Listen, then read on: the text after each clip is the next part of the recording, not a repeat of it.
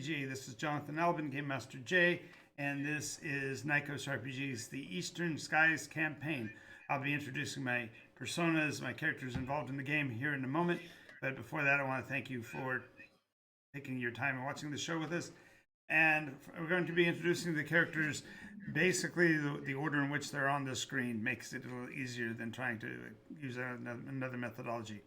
So, you know him, you don't know him yet, but you're going to love him. I'd like to introduce you to Gear, played by a very good friend of mine, and I'm not sure how comfortable you guys are with first names or handles, so I'll just leave it with your character name until then. Gear, take it away. Um, excuse me. Gear, I play a technomaton from a distant past in this universe. I have stability, self-sustaining, shielding, targeting, mobility, and modular. That's some of my character marks. Cool. Next, we have Yahara. I think we're still using that name unless you switch to a different character. Yeah, we are. Introduce yourself, Yahara. All right. So I'm Yahara, and my character is a amphibious squid person with psionic abilities from far beyond the stars, and so they have come and they've crash landed on the world of Nycos and are sort of navigating and trying to figure out where their place in this world is. Cool. And finally, Valkyrie, take it away. Valkyrie is a alternate, a Freylaren elf, and she has taken a different path than most of her people, and basically it's kind of driven her away from them right now because she's walking a different road. Her racial traits are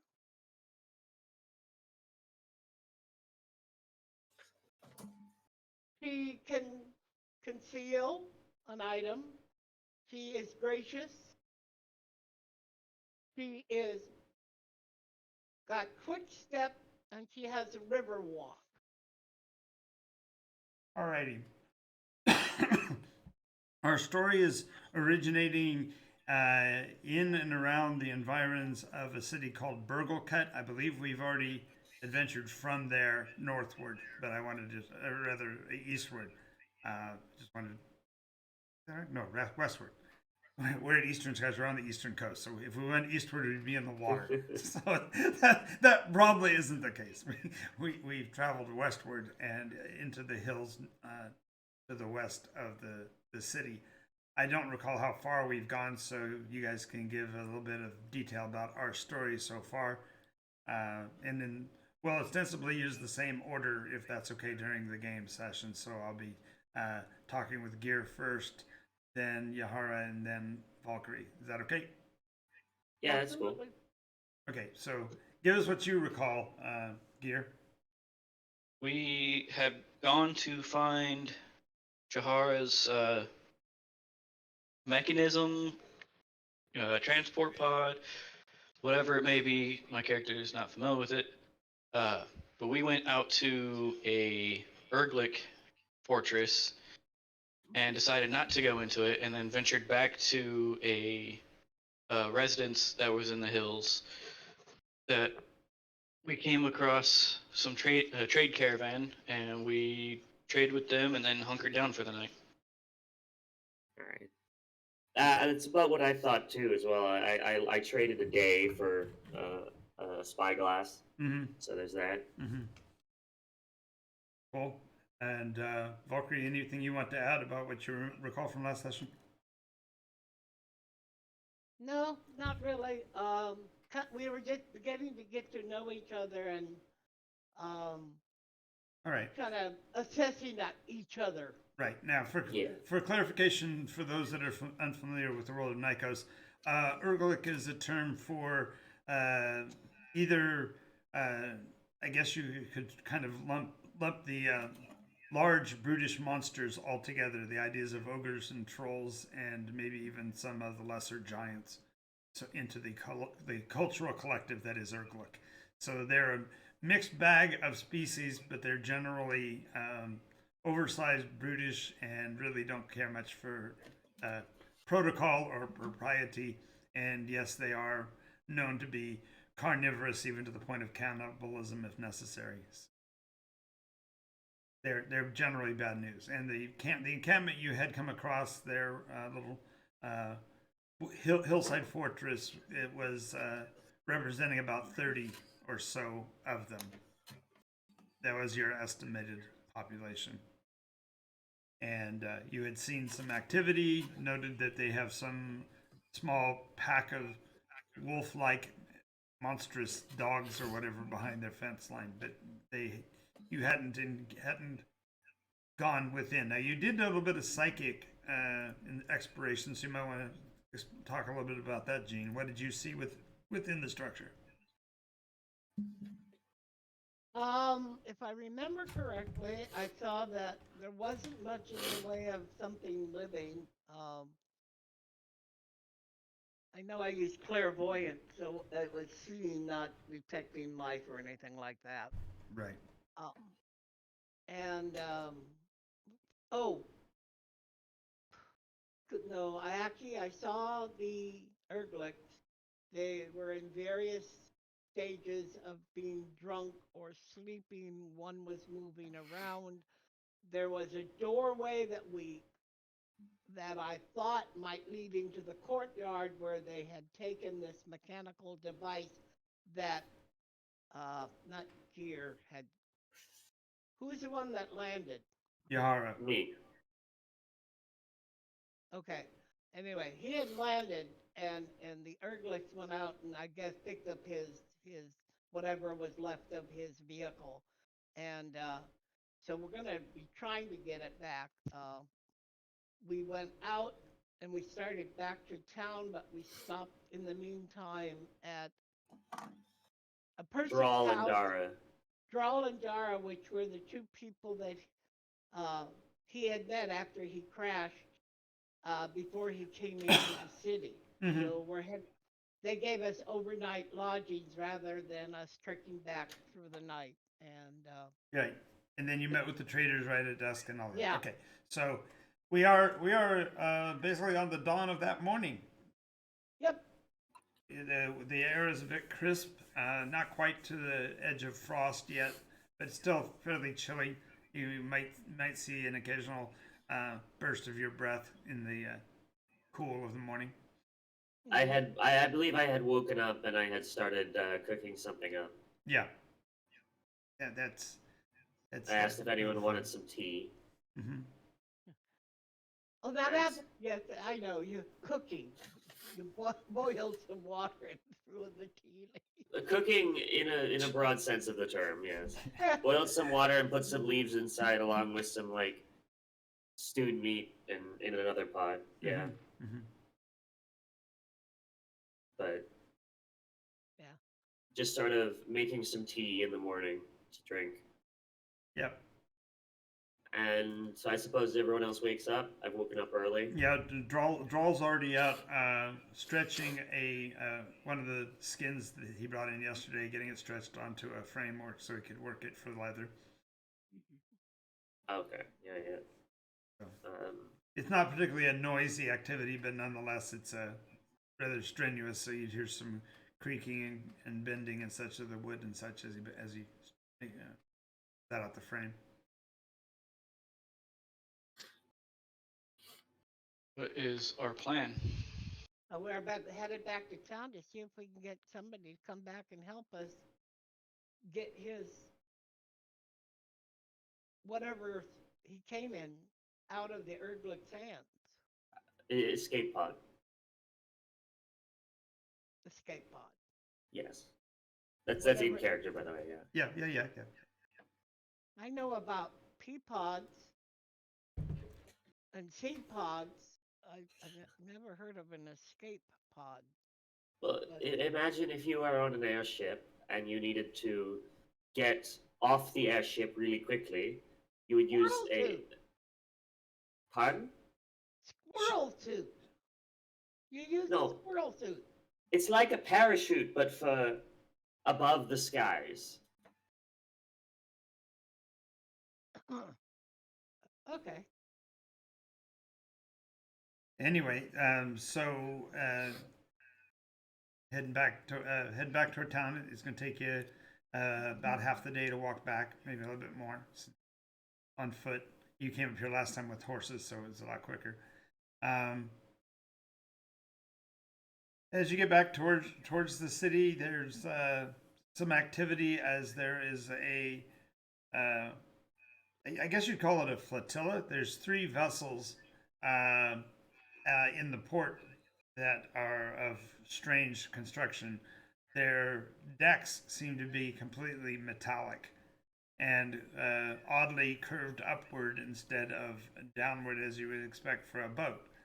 But these, I guess, lozenge-shaped vessels are moored on one of the outermost of the piers, and you can see some transport going on. Now, granted, this is at quite a range. You're looking down on the city from a distance, so detail is lost on you, so to speak, but you definitely see that they seem to be loading and unloading something from those vessels.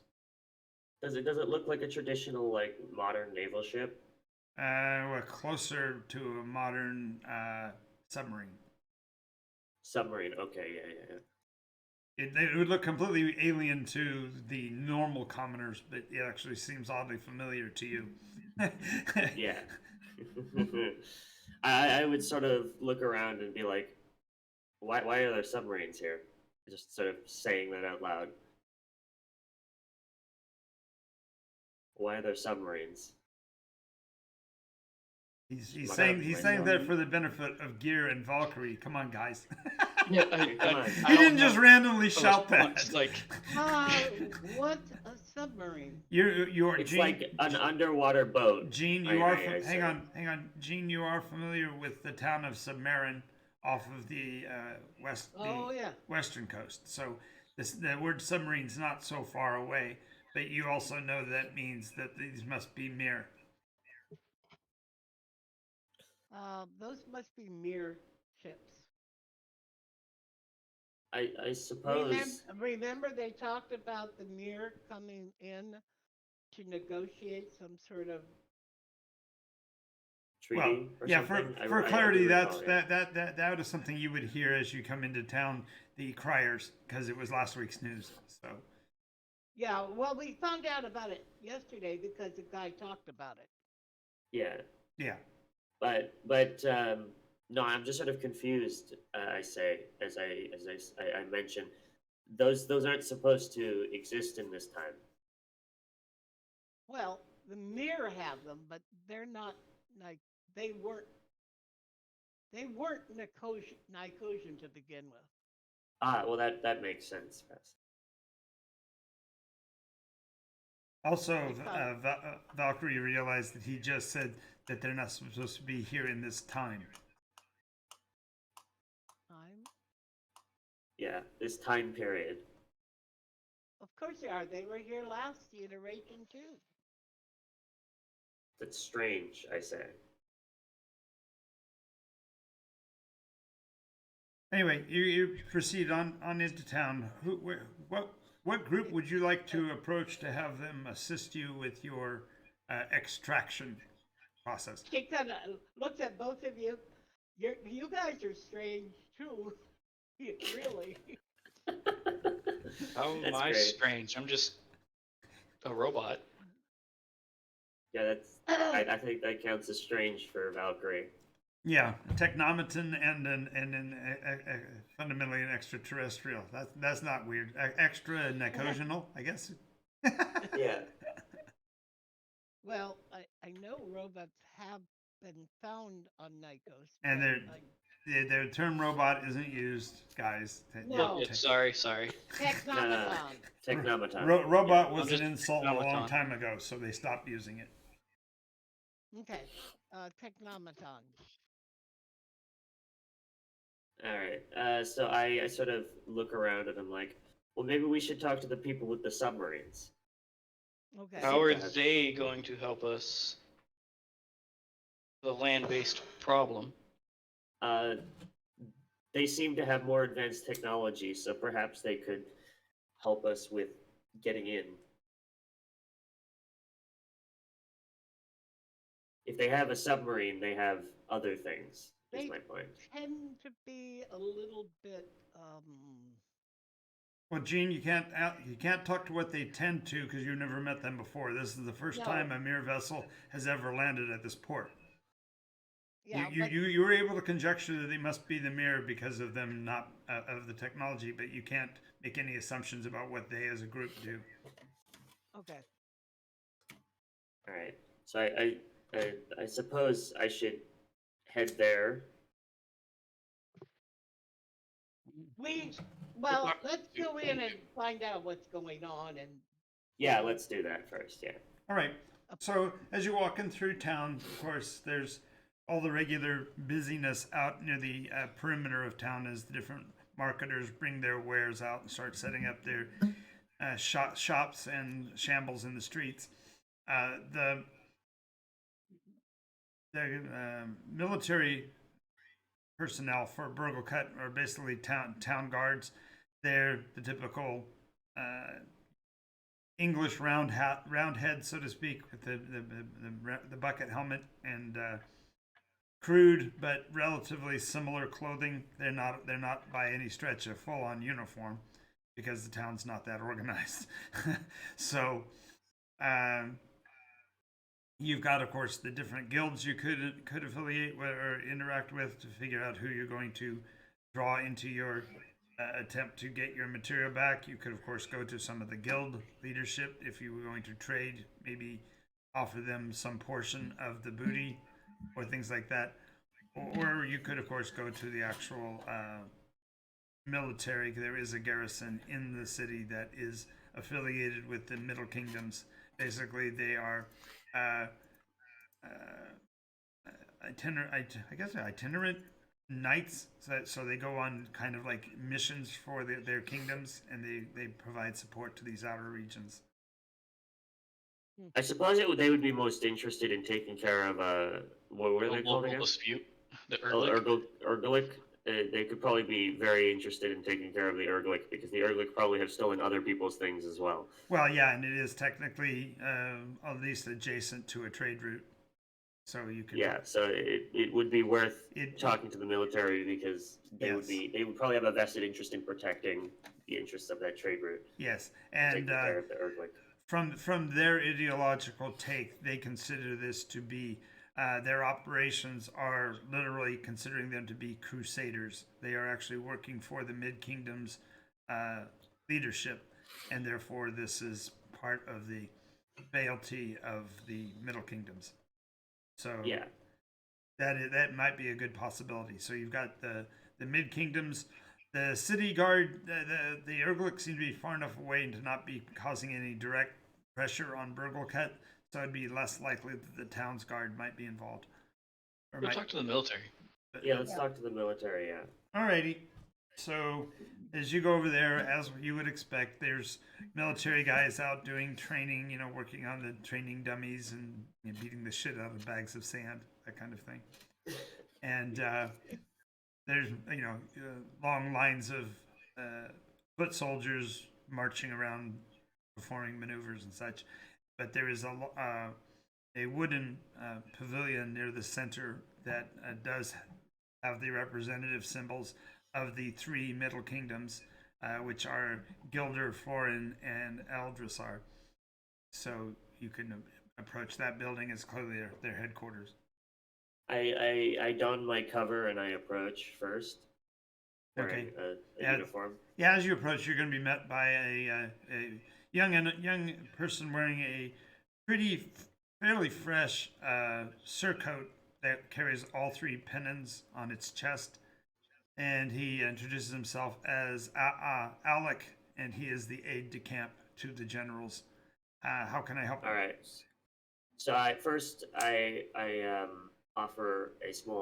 I offer a salute, waiting for him to return it. He does. Their salute, and by the way, their salute is basically they fold their arms in front of their chest and raise the lower part of their arm out with a flat-handed down. All right. And then my salute is I haven't decided what my salute is. I'll just say I salute. Oh, you said you saluted but- first, so you whatever it was you Yeah. did, you did first, and they respond. Yeah, They I hold drop the until salute you when. they hold until you release. Yeah, I the- drop the salute. Yeah, and I say, um, if possible, we'd like to make a report of Ergliks. I believe that's what my party members called them. Ergliks, of around the area where I crashed. There's an Erglik encampment not far from here, just outside the city, that we would need to retrieve our equipment from, and it would likely be in the best interest to have them not. I forget He what. says- Sorry, he- I'm not He remembering nods. right now. He nods for a moment and says, "So this group, I believe you're speaking of Bonebreaker clan. That would be the one in the they have a wooden enclave up Delburn Pass. Of course, the Up name next to a mountainside, yes. yeah. The Mountain name side, doesn't mean anything to you because you don't know where Delburn is, but it sounds like he's describing right where you guys were. Yeah. He I- says, I- "We're I'm- we're I- aware. We haven't had many difficulties with them. We pacified them some time ago with a rather sizable offering, and they have not interfered with anything concerning city activities or even the crusade itself.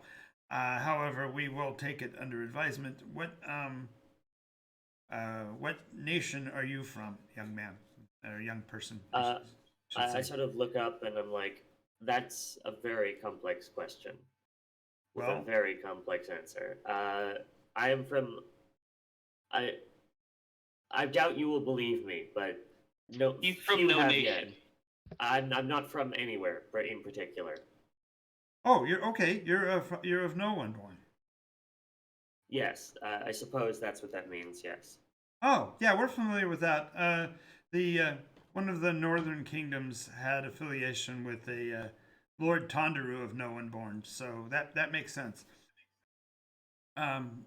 If for your own safety, I'd recommend that you remember that name and use it when you need to reduce the amount of confusion, because quite frankly, your appearance is rather, pardon the phrase, strange, odd, and I don't mean to be offensive, but just it would make your life a lot easier if you were able to associate yourself with the nation of No One Born.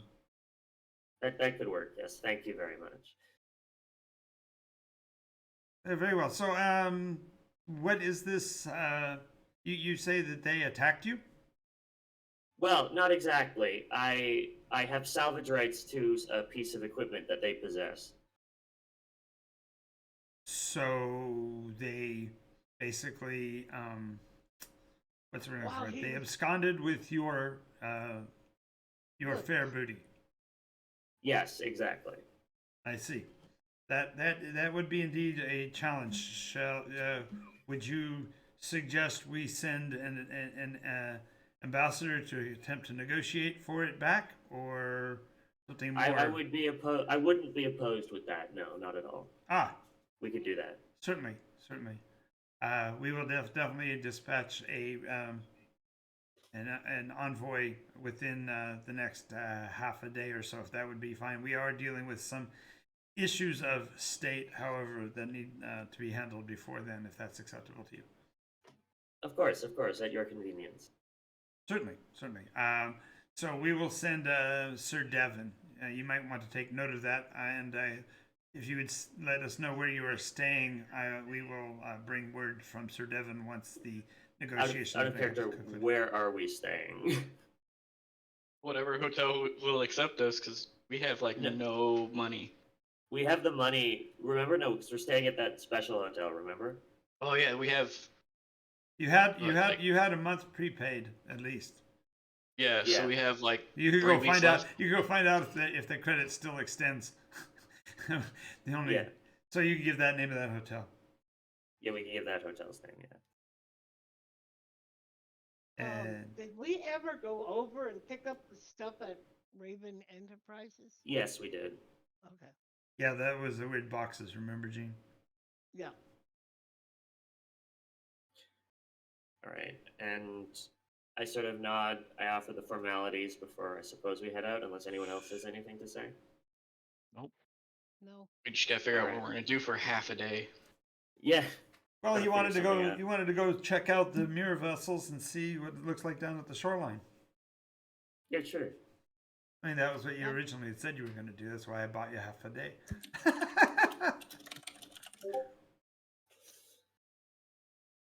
All right. Alright, so I suppose we head down. Yep. As you get closer to that area, you see there's a lot of bustling activity, stuff moving back and forth. The cylinders being unloaded from the vessel are about the size of barrels, but are constructed completely differently, and they make a dull and non-metallic grinding sound as they roll down the gangplanks. They don't. They literally don't look like they're made out of. I mean, they're made out of contiguous material, and of course, Yahara is familiar with the idea of like plastics or a large, acetylene drum or whatever. So they're drums, but they're made out of plastics basically. But they don't conform to what you would expect to see coming off of a ship in the medieval era by any Yeah, stretch. no.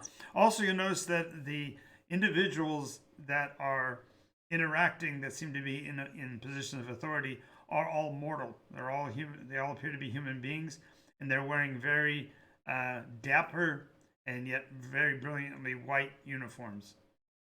And even their shoes seem to be incorporated into their clothing, so that it doesn't look like there's like a boot over the outside of the foot. It's almost like their jumpsuits included their boots. All ones. Mm.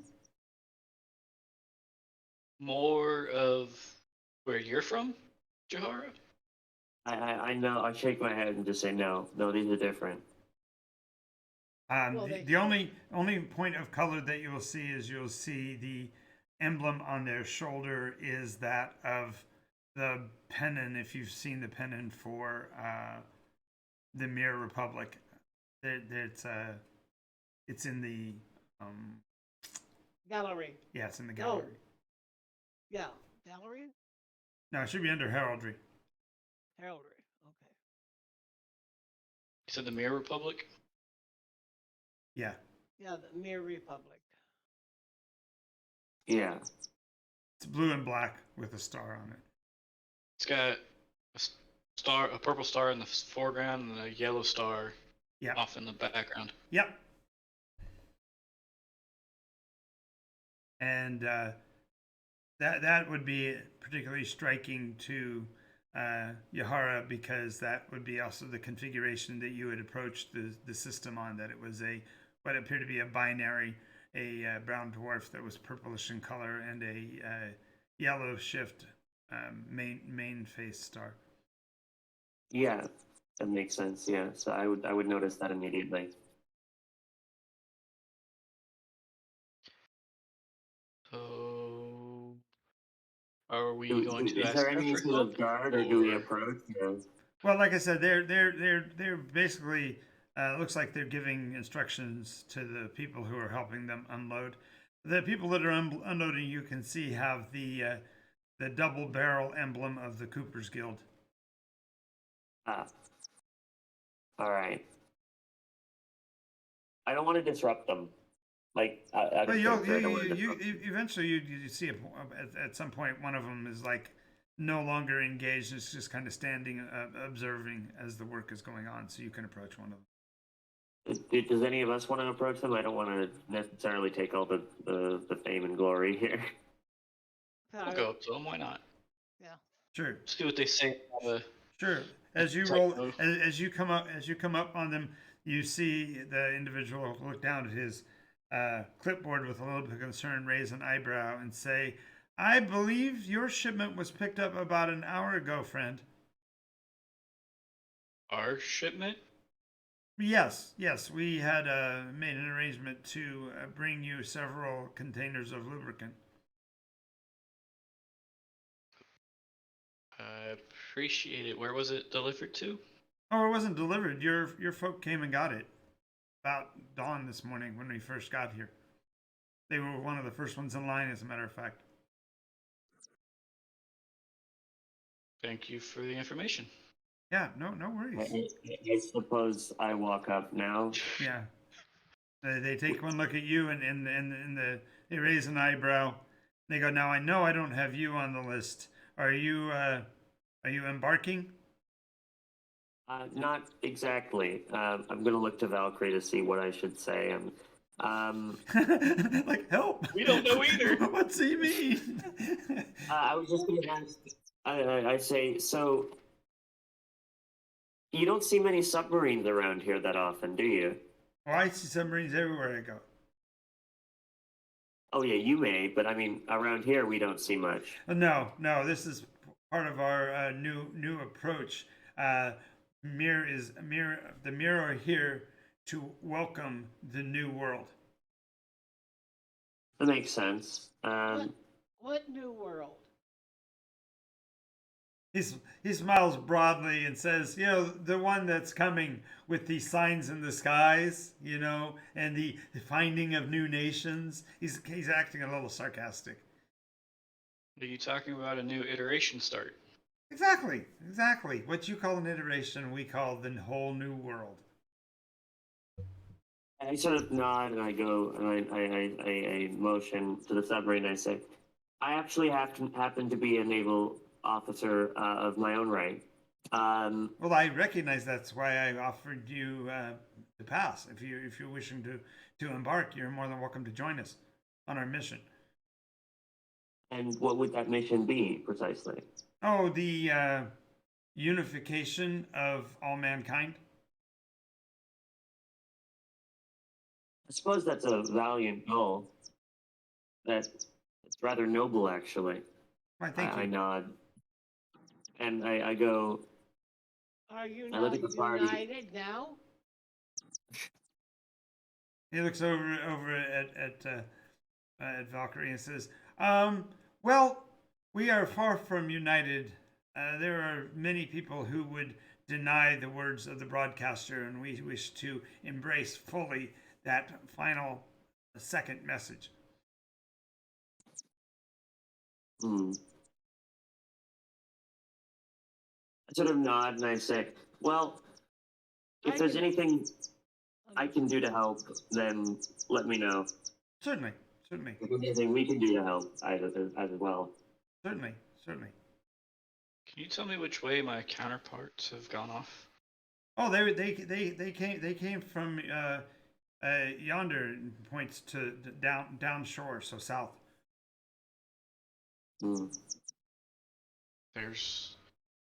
Were they my model or a different model? I don't know. They were of your kind. Aren't you like individuals like other beings? Yes, but we have different models. Oh. So like different races, sub races within.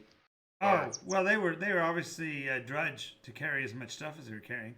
If that's what you mean. They weren't Destria like you. Yeah, that's what I mean. If they were Destria.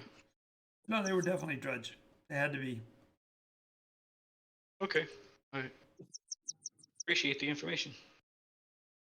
Sure. All right, I suppose we head off. I want to find these dredge. Yeah, I head off to find the dredge.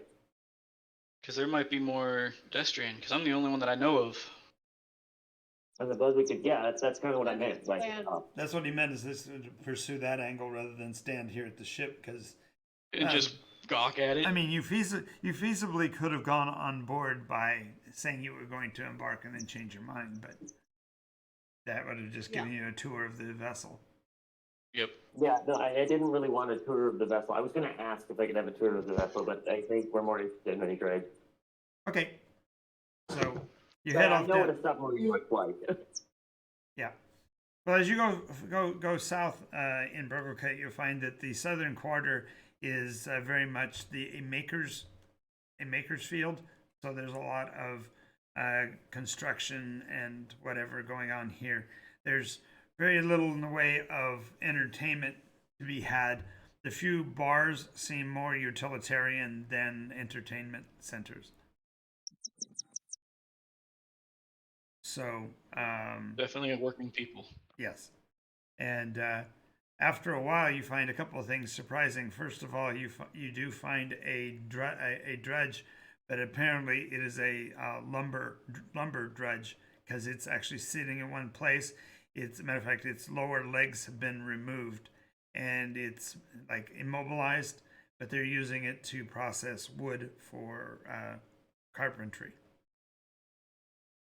So it's got all the blades and attachments for all the different kinds of saws. It's basically a singular walking power tool.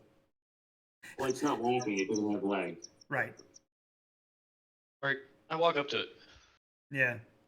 You see it's busy pushing a chunk of lumber through the processor. Hello. Are you forced to do this, or are you doing it of your own will?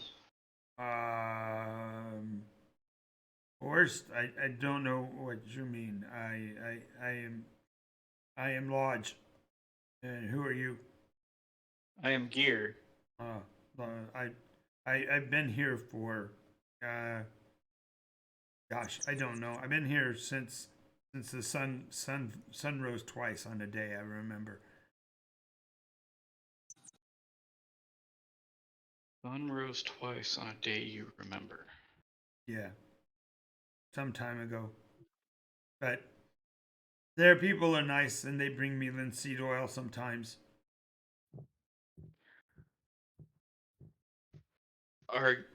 Is this what you want to do? Like, are you being held here? I'm not. If you have no legs, they removed your legs. Oh, well, I had them take them away. They was rusted. Are you happy doing this every day? He kind of gives you kind of a quirky look and says, "Well, I'm not enjoying, thank you." I look up, I walk over and I just say, did someone tell you to do this, or did you do this because you reasoned it was best? I've been doing this since the sun rose twice in the same day. Were you told to do this? So our people was built by ancient mortals, and a lot of them are still programmed, and some haven't been. So while you're carrying on this conversation, a couple of beaver can come out. Hey, what you doing? We're talking to Lodge, I suppose. Are you friends of Lodge? Because he hasn't got very many friends. Are you holding him against your will? Against his will? Of course not. He's always been here since the sun came up, he said. Oh, I think I figured out what he means. He's just been here. He doesn't know where he came from. That sounds about right. Yeah, he didn't work for a long time. He just kind of sat here. We used him for a marketing tool because we're pretty industrious ourselves. And then one day he woke up about, probably, I don't know, a long time ago, grandfather's time. And he's been working with the family ever since. Would that be about 300 years ago? Be great grandpa. Yeah, about so. About that. Maybe a little bit less than that. Yeah, that's the time that I powered back on as well. Oh. World's picking up. If there's more of you folks, you're certainly useful. Well, you're not holding him against his will, and we'll give him means of a way to transport himself if he chooses to leave. Well, he just Lodge just is looking there, just standing there, going, "Well, if I wanted to leave, I'd have them make me more legs, but I ain't got no place to go to anyway, so I might as well stay here. They bring me linseed oil sometimes." Okay. You ever need help? He says, I'm a card-carrying member of the guild, and he shows off a pair of angel wings that are etched into his the metal. It's kind of like a weld almost like the equivalent of a tattoo. Okay. And I think he's fine. Yara looks at Gear and says, I think he wants to be here. Yeah. He says, "Well, I hope you find your place in life, your place where you can take your legs off." Okay. Yara Yeah. sort of chuckles a bit. Not the life for me. I'm much rather not sit and rust. He just nods knowingly and goes back to shoving wood into his chest. Okay, well, let's see if there's any others.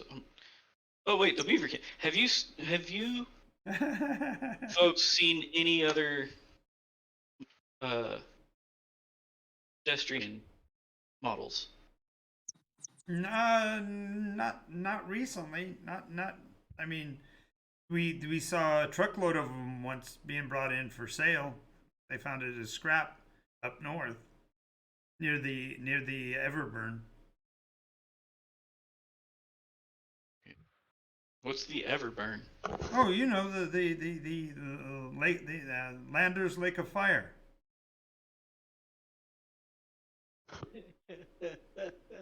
Okay. Gene chuckles because Gene knows what that is.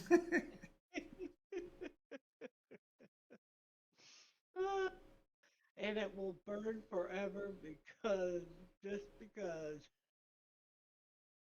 Anyway. Yeah. Well, that dries up my leads. Where do we go now? We keep Well, no, going you further haven't- south. You haven't found the dredges yet. You're just asking a couple of beavers of whether or not they've seen it. That's true. Have you seen any dredge? Oh, all the time. I mean, obviously, Lodge is one. There's several other that are here in the community. Seems like this area might have been a dumping ground sometime in the ancient past. And there's a they call it the junkyard further south.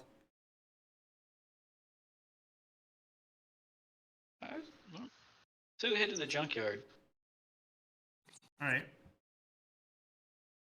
So If everybody else agrees. I think they're following Alright. your. I think they're following your lead right now. Probably. So especially when you're like, oh, a junkyard, that sounds interesting. So as you come over the edge, you see a big sign that says Lucius the Third, arms dealer.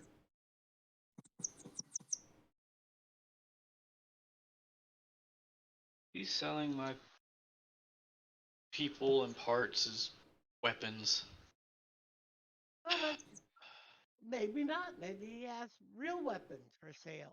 Maybe Or he's just selling actual arms. That's what I was just gonna say. Maybe it's a literal thing, and he's actually selling arms. As a matter of fact, he is. He actually is a specialist in engineering, and he buys or collects appendages for mecha and repairs them. So he sells arms, whether they're individual or groups. So he really is an arms dealer. You got me on the clever pun. Thank you. Yeah. So Lucius is a rodenta. Looks like an oversized rat. Big ears pierced all the way around, hang down. Probably about 10 pounds of metal on either ear, holding the points of his ears downward. So he looks almost more like a rabbit as you approach. But they're not full. They're full size. They're just rat ears. And as you approach, he steps out onto his veranda and says, "Welcome, friend. I can see you're in need of some new arms."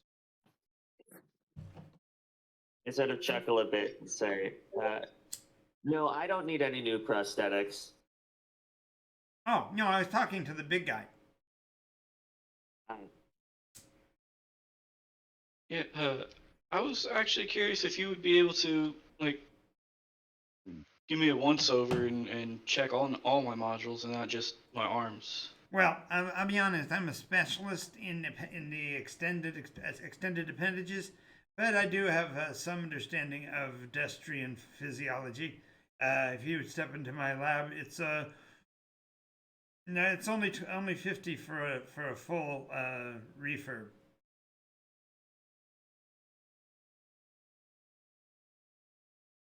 Yeah. Is there something I can do in trade for Oh, certainly, the certainly. service? Just if you head over to the junkyard and bring me back some extra pieces, I'll be glad to do it for salvage trade. If you happen to have any other really useful, interesting salvage, I'd be interested in purchasing that as well. Okay. I mean, I sort of note to myself we should probably get that salvage then from the Erdling. Yeah.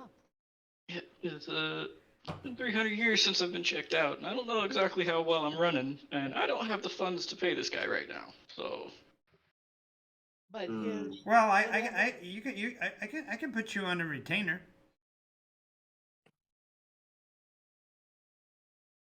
I mean that would, I mean, that could work. and then we Okay, come for back and pay him when clarification, we have the for funds. clarification, retainer is actually a device I attach to you that guarantees compliance until such time as your debt is paid. Oh no no no Oh no no, no! I am not. No, no. no, thank you. I am not a slave. You realize that basically this guy picks on the Pinocchios of the world, the runaway robots that don't know what to do. I'll gladly help you out. As you got friends, so you're like, oh no, we're not doing that. No. Nope. No, thank you. Okay, I will be back to pay you in full at some point, sure, certainly, and for the service. sure, no worries. Okay, so do many dredge come this way? Oh, dreads come by here all the time. I mean, this is the direction to the junkyard. Of course, they're in a little bit worse the wear than you are because, well, the junkyard protects its own. 5, 6, 7, So we want to continue the junkyard. 9. Have you seen any other pedestrians around?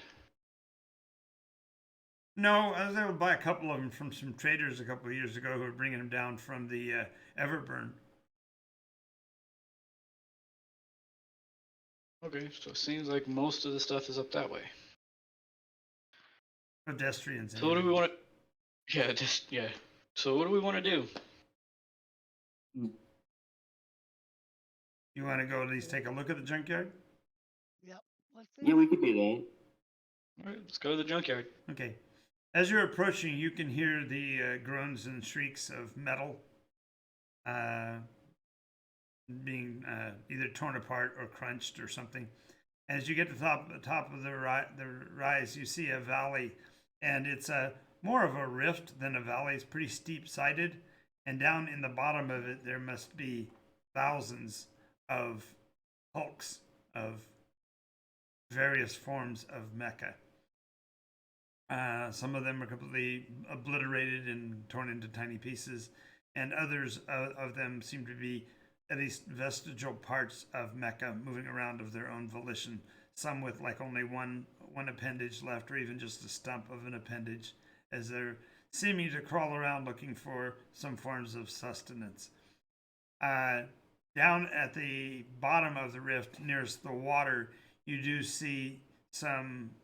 At this distance, they seem to be possibly Destrian or other smaller technomata that seem to be pulling relics and pieces out of the surf where the machines have reached the ocean. But those that are still landlocked are basically being overwatched by quadruped or even octoped technomata that are being almost defensive and protective of the ruins. And there's a big log chain fence. I mean, you're looking at going, they used anchor chains off of ships to make these log chain barriers. So it's like serious business to keep whatever they are in and not let stuff get out, so to speak. But the area nearest that outer chain fence is littered with the smallest of the debris. It looks like as if something was trying to keep the ones that are inside from escaping.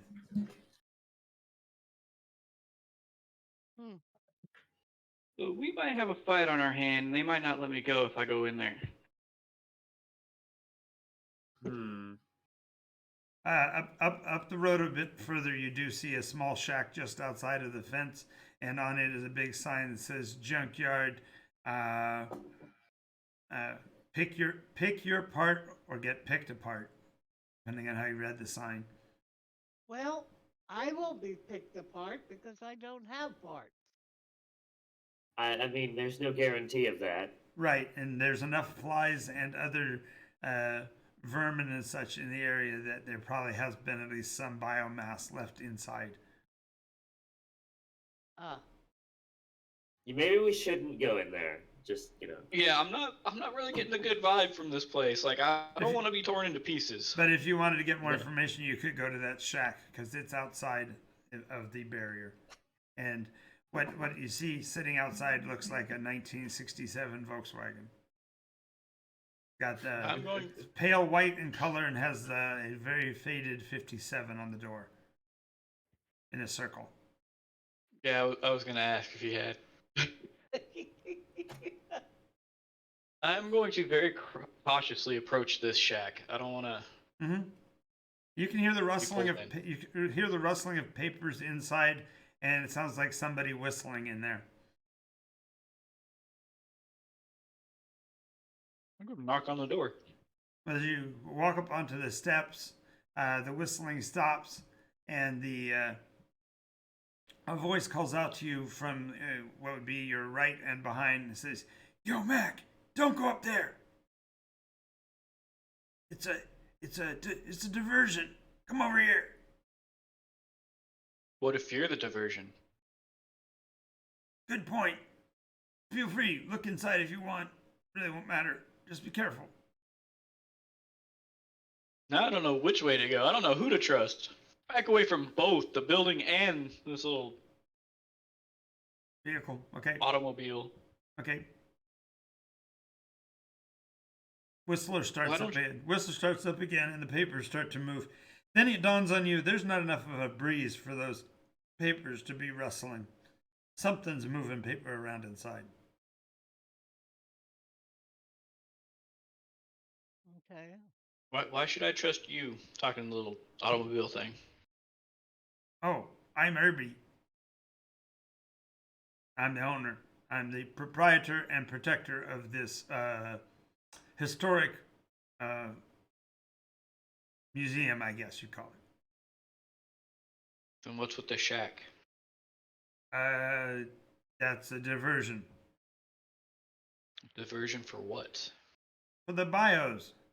You don't think the Mecca would let them get this close, do you? If they didn't think that they were getting negotiated away.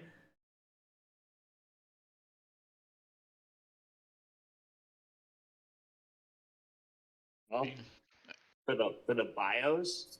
Yeah, you, Biologicals. y'all. You So and what is a diversion? Well, what is the diversion? oh, yeah, the Mecca are involved in the war still, and you don't want to get involved in the war.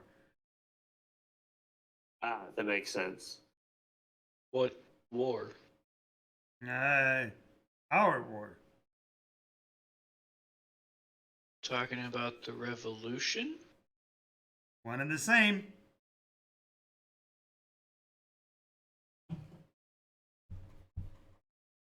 But that ended. You were in the reboot, weren't you? I only woke up 300 years ago. Yep. powered back on. That explains your ignorance. No offense, but you're in a reboot, so you're just so you know, for your own sanity, your side lost the war. But there, nods over to the junkyard. War never ended. Mecca, don't forget.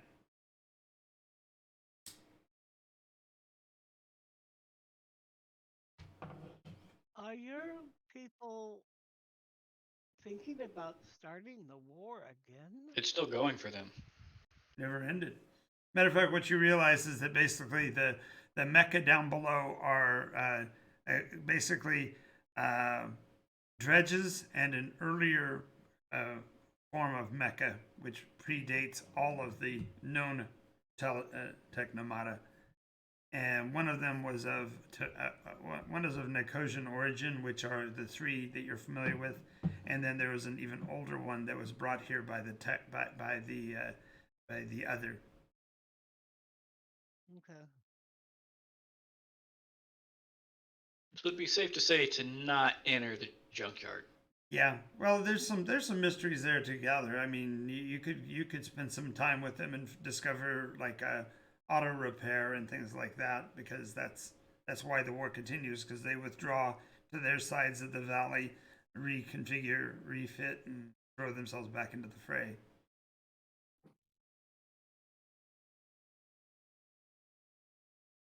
Boy, what can be done about stopping them? There's also technomancers on both sides that are either feeding off of or feeding directly into this conflict as they see fit. So if you needed a technomancer, this might be a place to come if you want to run the risks. No, that sounds like a whole lot of slavery involved. It's not Eventually. slavery if you choose it. I don't choose it.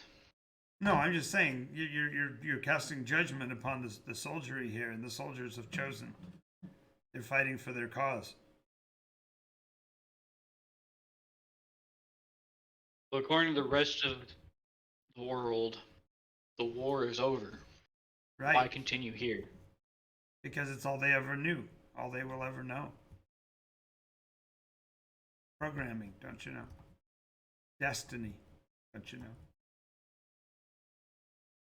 We can have your programming rewritten. Would you be yourself if you had? Apparently, I'm been rebooted, so apparently some of mine has been reworked. Yeah, but are you the same as you were before? I don't remember myself before. That's my point.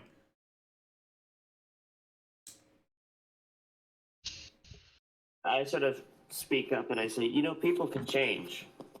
Yep, people can. People can adapt and evolve. And what's to say that you're not people? Our programming. Isn't that the entire point of the war, is to be recognized as people? For the rebels, yes. Those of us. And you're not. Those of us that. You're not. Of course not. Sorry. No, of course not. Of course I'm not. I'm a pragmatist. I know that you really want parts, so you come here to get parts.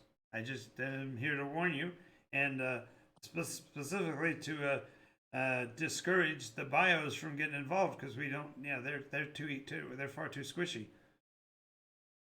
No offense. Fair, no offense. That's fair. We'll leave this war to you then. But it's not for me to get involved in. Well, I particularly don't want to be involved in it either. I kind of like my limbs where they're at. Well, if you want additional arms, there's a guy down the road. Yeah. We have met him. Yeah. So,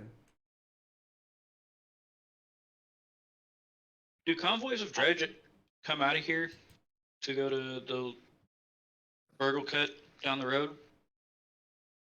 oh, yeah, well, yeah, they come back though.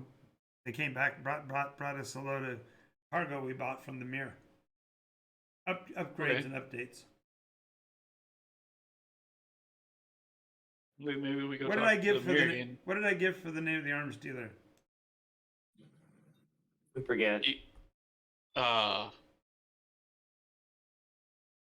don't remember. I just remember he's That's a okay. rat. I'm putting it in now.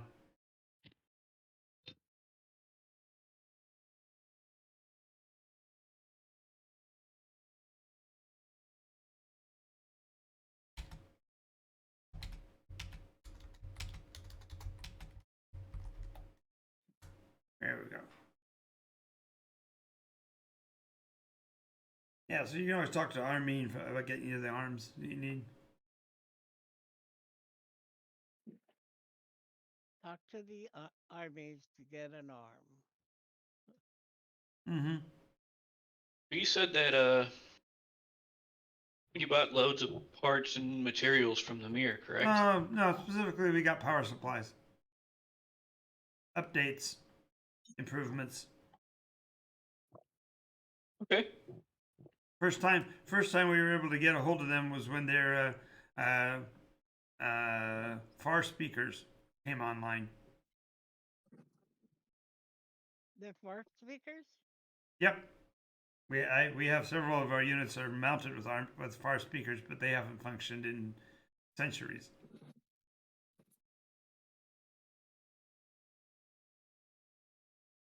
You have one of those? Who are you asking I mean, me? Gear. Gear doesn't have a far speaker. Somebody else does.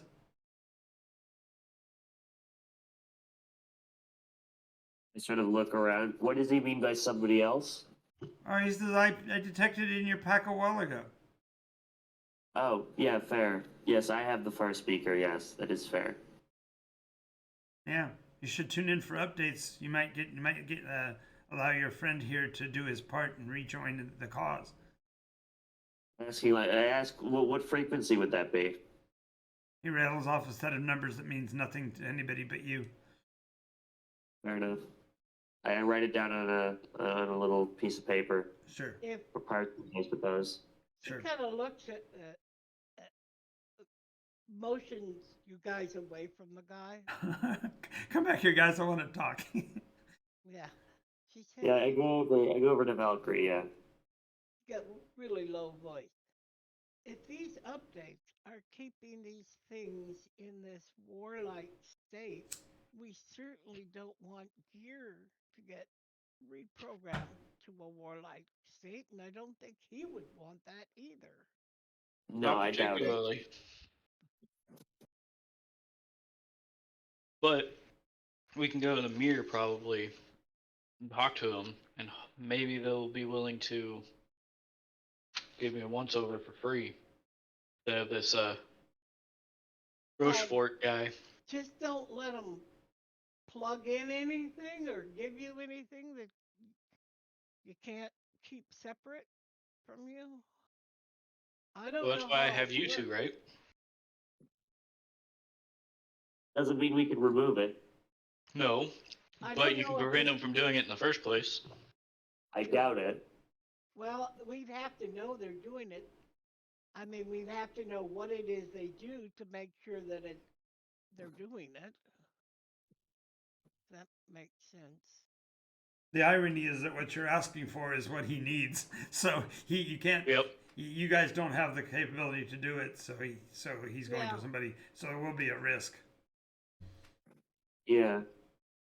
Unless you have my something. best Unless you have something so valuable in trade that they wouldn't want to risk losing that thing you're going to trade.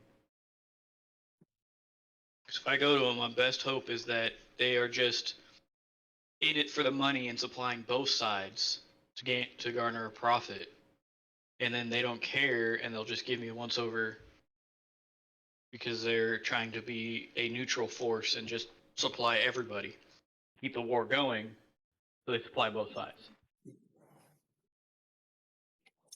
Well, the arms dealer certainly sounds like that because he doesn't seem to care where he gets his pieces from. So he's probably not. Yep. He's not Well, up on ending the war anytime soon. But I thought all the people signed the peace accord almost 300 years ago. And yeah, that is accurate. Everyone did sign a peace accord.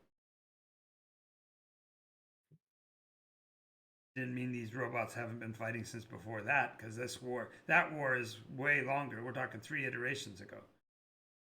They've been fighting for 1,000 years. No, 3,000 years. I sort of note that not everyone respects the peace accord. That's what it seems. Yeah. Oh, I agree with you. That's certainly what it seems like.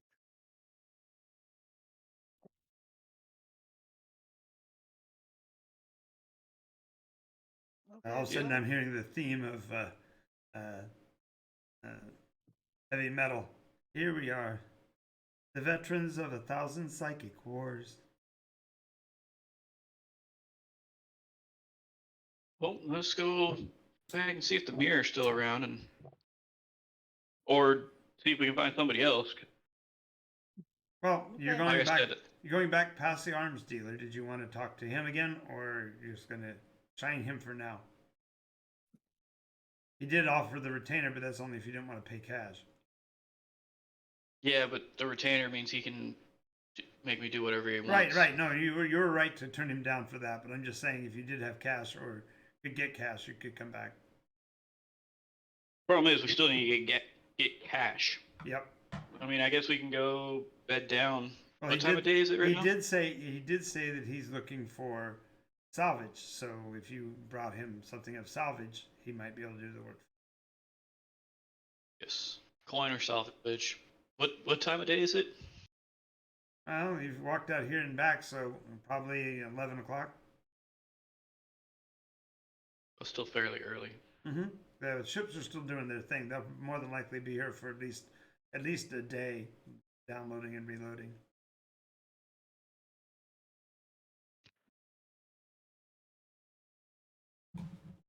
So if you wanted to go talk to the mirror again, you could. You could even go to the bars and talk to people and get some scuttlebutt from the local area about what they think of the mirror and such if you wanted. Okay. Oh, what do you guys want to do? I tracked my lead to where it ends, so Yeah, I suppose we could. I don't know. the next biggest thing I have on my agenda is trying to figure out why I powered back on after 300 years ago, after who knows how long of being powered down. Well, these guys gave you a hint. It could be as long as 3,000 years you were shut down. Yeah. That's a long time. We could. I'm a bit confused. Like, what do we as the party want to do? Well, it's up to us. We can do whatever we want. I tracked Yeah, but, down like, one of my what is our leads. goal? What is our goal with this campaign, right? To get involved in the world, quite honestly, we need to make some money so we can get animals or ways of transportation other than our 2 feet. All right. So I suppose we look And- for contracts, things like that. The only thing that we really have going for us right now is figure out why the war is still going Why and try to stop the war. We need money to do that, though. Yes. eventually we'll need someone to reprogram the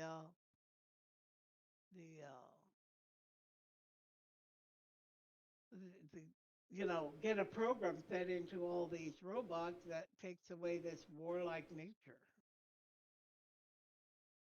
I mean, if they can program them for war, why can't they be programmed for not war? Or, we can turn this inward and try to figure out why you are here, Jahara. Yeah, we could. But I sort of kind of have an idea as to why I might be here, but we don't know exactly. You say So you I come said- from beyond the sky, which the only thing I know is mortals came from beyond the sky and created us. As and you're enslaved us. as you're heading back through town and having this conversation about what your intent would be, you hear what sounds like sheet metal tearing, and then a groaning sound, followed by what seems to be sobbing, and then a return of the tearing sound. Uh-oh. It's coming from What is it's that? coming from a building to the side of the road up ahead, and people are fleeing out of the building, looking over their shoulder oddly, like something weird's going on in that building. It's a place called Sludge Pot. They're apparently some kind of bar or equivalent, but it's big and brutish, big like a warehouse, big building. Hmm. I'm gonna go investigate the sound. Yeah, I want to go investigate the sound. Okay, so when you get to the doorway, it looks like a bar for the Urglik. There's a lot of really big benches and such, and there are a couple of drudges that are like leaning against what looks like the equivalent of a bar near the front end of the building. But in the back in a corner, there is a appears to be a technomata that is systematically tearing at his armor plating like he's trying to pull it off. And it's twisting and bending and whatever. And the whole time, you hear these weird sobbing sounds coming. Friend, why are you trying to dismantle yourself? Well, his first reaction when you call out friend is to turn the embers of light in his glowing eyes turns to like a crimson red. He says, "Get away!" really loud. And then he goes back to sobbing again. You make a second approach to him, and he doesn't even seem to recognize you're there as he's continuing to. His body shifts and such, so it looks like he's like in a full-on depression. Just every time he leans forward, rivets and bolts and such fall out of his chest cavity that he's been pulling at. And I could. There's definitely something wrong with him. Well, Is there anything we can do to help him other than stun him? Maybe we could try to get his attention again, but he seems pretty dead set on pulling his chest plate off. And that's kind of dangerous because that'll reveal the power cord. Those things tend to be very temperamental. okay, she said, well, maybe I don't know because to my mind, they don't have a mind. Gear's gonna look at you. Gear's Really? gonna look at you so hard. I look at Gear, I look at Valkyrie, and I'm like, I have a method. It's just not the greatest. I mean, you can't cause any more harm than he's causing to himself already. I mean, I could. He could die. Death is probably is better than the suffering that he's going through. All right, so I pull out my weapon. I set it to whatever stun setting it has, the lowest one, and I just sort of point it at him and pull the trigger. This is the one you got recharged. Okay.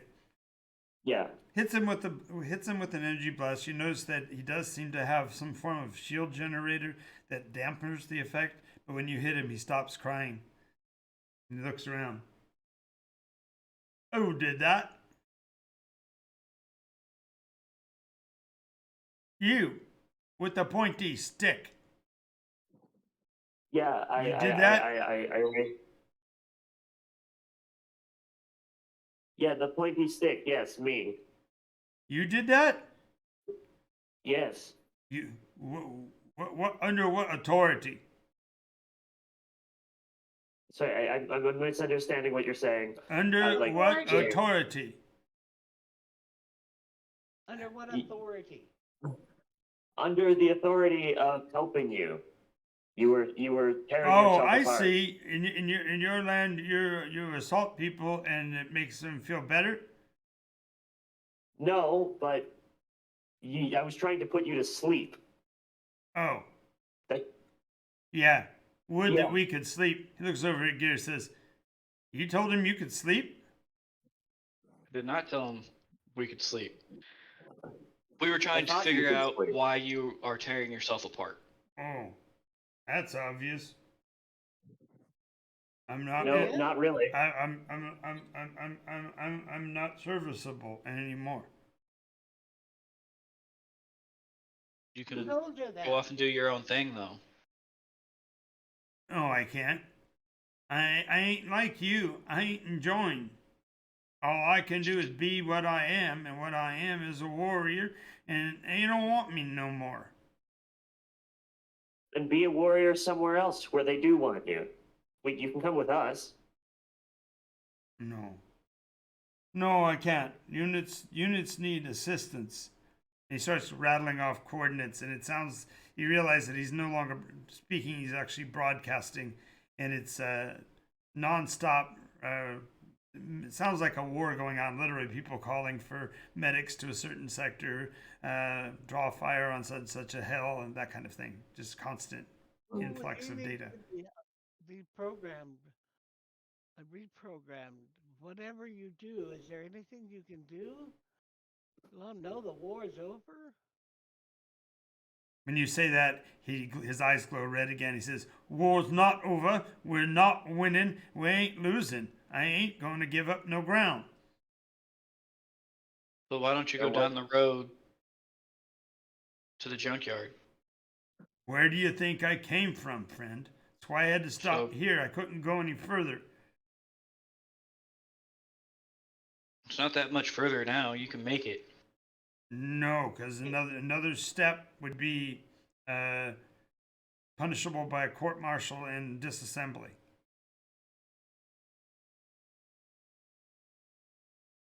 Wouldn't that be better than tearing yourself apart? He looks at you and says, "Bleed and meat bags." Bleeding meatbag. Imagine we. Well, Well, don't I tear just- yourself apart. Just sit here and wait for further orders. They're never going to call me back. I came out here to see if I could get Lodge to return, and I couldn't even find him. We know where Lodge is.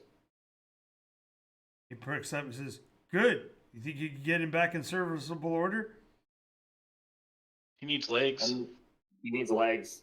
Oh. Well, isn't there an alms dealer? I'm sure he deals in legs too. Yeah, but we don't have the funds to pay for his legs. Oh. Yeah, well, we don't have well, you the can money. you can get a requisition from the quartermaster. Mhm. Yes. Where would we find the quartermaster? About No, I'm not sure that. Okay, hold on, wait. Here and Hold Valkyrie, I'm on. like, hey, I'm not sure that's not what we want to do. I don't think we want to do that. okay. That's what I was They just gonna say. We're gonna send both of these cats back into the junkyard to fight for God knows how long until we stop this thing. Yeah, I just realized that. No, bad idea. We're on the wrong That's what I was saying. path. Hold on, wait. But what? Why don't you go work with Lodge? I can't. One more step, and I'll be dismantled. Nobody knows you're there. I'll know. Why do you think I'm ripping my chest plate apart? Disassembly is required if I cross that line. In relation to this bar, Uh-huh. where is Lodge at? Oh, he's probably 600 yards further down the road. Okay, so we can't pass this bar. Is what I'm Yes. guessing at. Apparently, In my Lodge. in my assessment, there's probably nothing we can do here. I never thought. What is I'd your have name? some Me? compassion for a machine. Yes.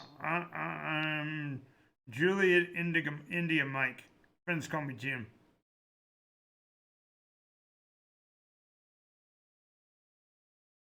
Okay. Good name. I suppose we should just go. No, What's wait, that? wait. Does Lodge know who? Does Lodge know you? He should. I was his. Okay. I was his weapons feeder. Okay. I, gonna I- go- I was his ammo feeder. I should say ammo feeder. Okay. I will return. I ain't You're going fine. nowhere unless I get luckier on these ripping. I'm not able to get much more damage done to Please- myself. But please just hold off on the dismantling. You haven't crossed the line that requires you to dismantle yourself yet. That's true. That's true. Just hold off, please. I'll be back. Yeah, I'll just invoke the directive for a while longer. When he does, he goes back to like a catatonic state. Okay. Well, that's at least better than ripping yourself apart. Yes. Sorry, The how did he get to the catatonic? The innkeeper is so pleased he comes over and gives each one of you 10 silver for the return to his business because everybody was running out because the robot was going berserk. So Yeah. you picked up 10 silver each. Cool. I'm Fair going enough. to go back to Lodge. Okay. You I see, still think we should find money. I think we should find a source of money.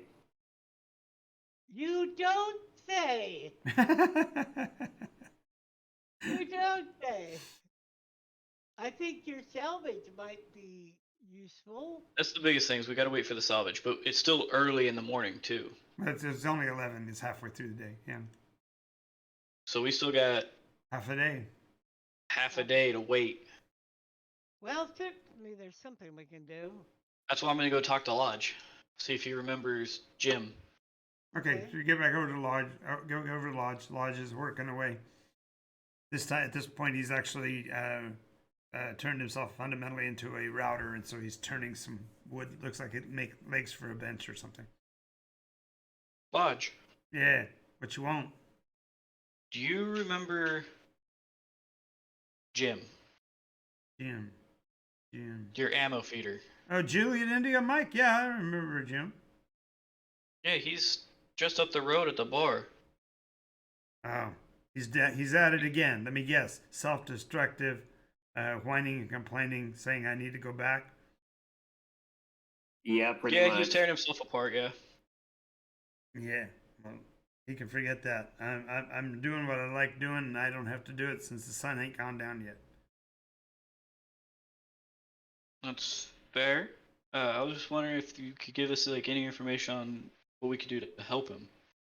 Yeah, Right now, he's following the directive. yeah. Oh, he's in the directive mode. Oh, that's good. At least he's not hurting himself anymore. Yeah, he does this every I don't know, year or two. Whenever he gets up his dander, he tries it. And he just ain't got the resolve for it. I mean, he ain't enjoined or nothing, so he's never gonna amount to much. And you're not enjoined either. No, and I'm doing exactly what I'm happy doing. So, I'd there say that something amounts we to can- a lot. What was that?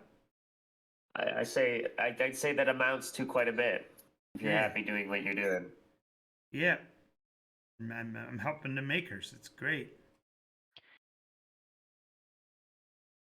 Is there a way we could possibly convince him to, instead of feeding you ammo, feeding you lumber?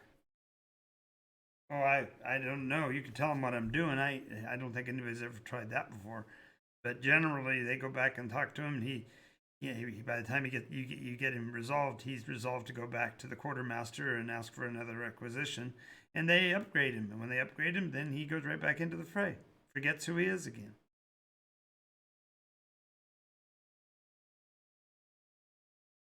Maybe we can use the directive to our advantage. Okay. But I don't know the condition of any of my parts, and I don't want to just jack into him in case something fries me. Oh, I didn't know you were Or I looking for fry that. him. Whoa, here, friend. You don't even know what your quality is? Goodness gracious! All you gotta do is to go talk to the tinker. We don't have any money. No, the tinker, he does it because he loves us. Yes, I only turned on 300 years ago, and have been wondering. And I've been Well, here. he doesn't travel out of the quarter here. Says that he's always worried about his own safety, so he stays here where there are numbers, as he says. But there's a tinker in Okay. town. Just go find his name is Roger Taylor.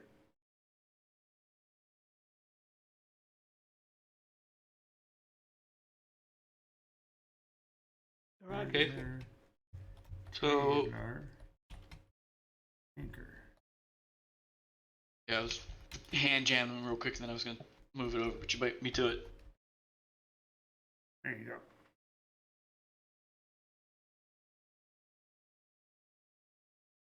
Okay, so how long will he stay in directive mode? Oh, who can say? Generally, he'll stay there for a full cycle, so you probably have like 8 hours. But if he gets jostled or whatever, he'll disconnect from directive mode. I do want to sort of find a job that we can do. Yahara says. Yep. Well, hey, you could Okay, you could sure. you could definitely get some revenue by corralling the runaways. You pacify what the runaways, you give the junkyard less power to continue. pacify? What do you mean by that? No, did you say pacify or collect? Collect and then pacify. Yeah, you'd be having to pacify them. There's Well, two ways to pacify. You either destroy them, or you reprogram them. Yeah, the way I always used to say it is shut them up or shut them down. well, we don't. Do we have any way of reprogramming them? We might if we talk to the Tinker. Well, let's go. So he And describes. maybe he can help us. Maybe he can help us with Jim as well. I'm sure that. And maybe you can help me find a battery. Well, Maybe you can Pineapple. find the battery. Pineapple. if you got pineapples, you can always trade. But I don't know if you want to do that because that's providing more resources to the armies. But if you use them, you could possibly entice some of the degenerated runaways. No, I'm talking about the Tinker. Oh, who knows? Lodge says he does it for free. Like he'll help me out for free. So if we talk to him, we might be able to get him our services. He wouldn't help me out for free, would he? What do you mean reprogrammed? You're a person. No, I mean he won't help me out for free because I need pineapples, or as they're called. Oh, you need a power source. Yes, that. You need a small one, smaller than what I have. Yes. Well, let's go talk to Roger. All right. So it gives you a description on how to find Roger, and it's in the what's called the small quarter of town.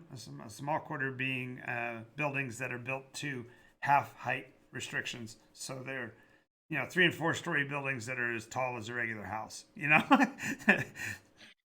Alrighty then. And so you'll find that Roger is a tink by his species. So you'll be able to tell his shop quite a ways off because you'll be able to pick up the aroma of machine oil at some distance, and you realize that he actually tends to work on the where did I think of it here in a second? Nimbles works on the nimble. Misfits? Yeah, the misfits. For the most Those part. are the Yes, those are the nimble ones, the misfits. Yeah.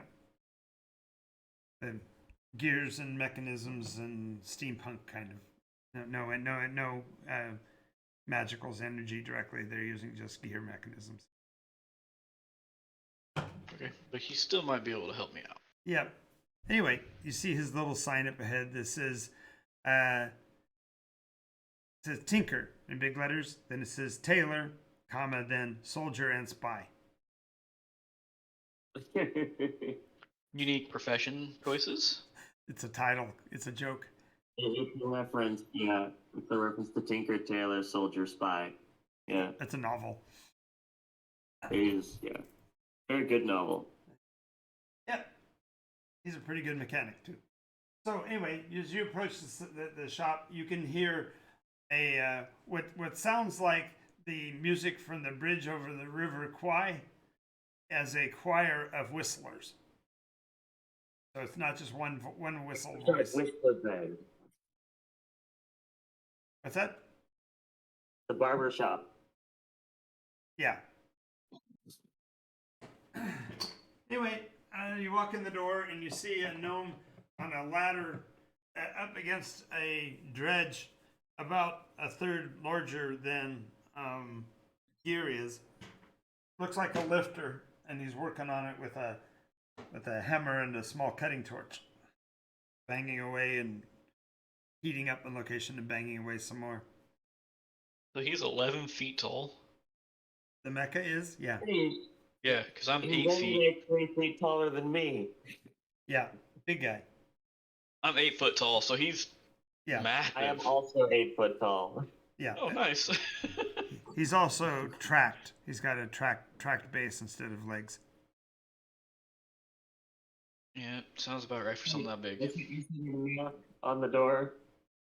And you don't have to, yeah, when you walk in, the whistlers will all stop, and you realize that they are a whole group of tiny clockwork birds that were whistling and singing with him. So when you walk in, all of them stop, and of course his whistle goes on for a couple extra seconds before he realizes that he's alone. He turns around, takes off his 3-inch thick goggles, looks over his cutting torch, goes, "Oh, hello. What's all this then?" I need a checkup. I woke up powered on 300 years ago and haven't been able to get the funds together to be able to have my modules checked. Oh, he looks at you, his face taking on that almost patronizing look of somebody who is being approached to ask for cash on the corner. "Oh, you poor widow thing. Are you in great injury?"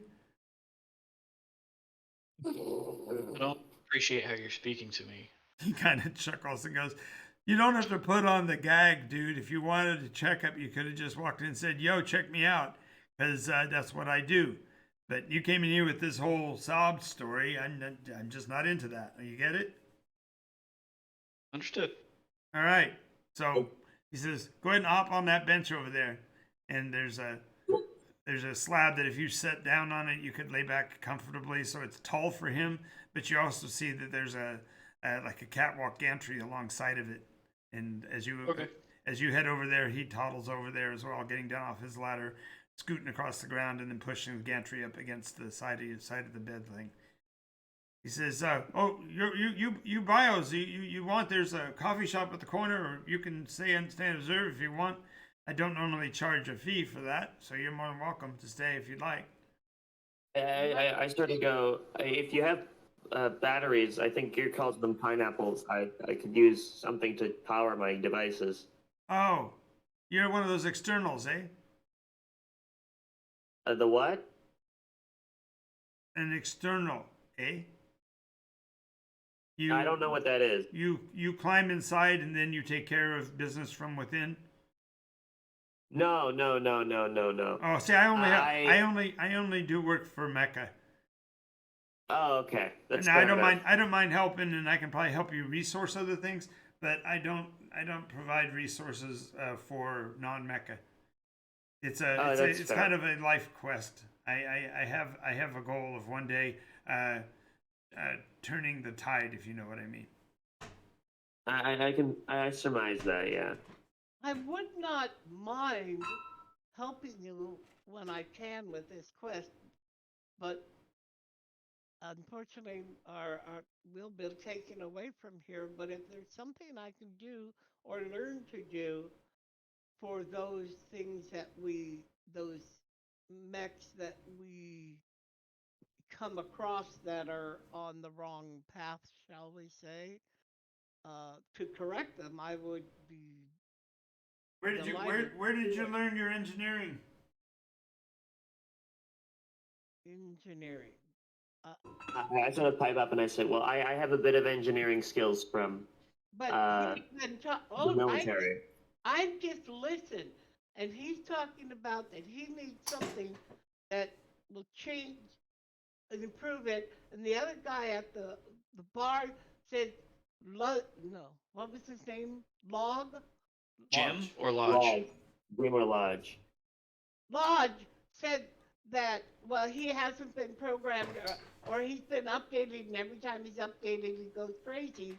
Well, so I was thinking that if we can have an update that didn't make these guys crazy about all this war stuff, that it would be a good thing.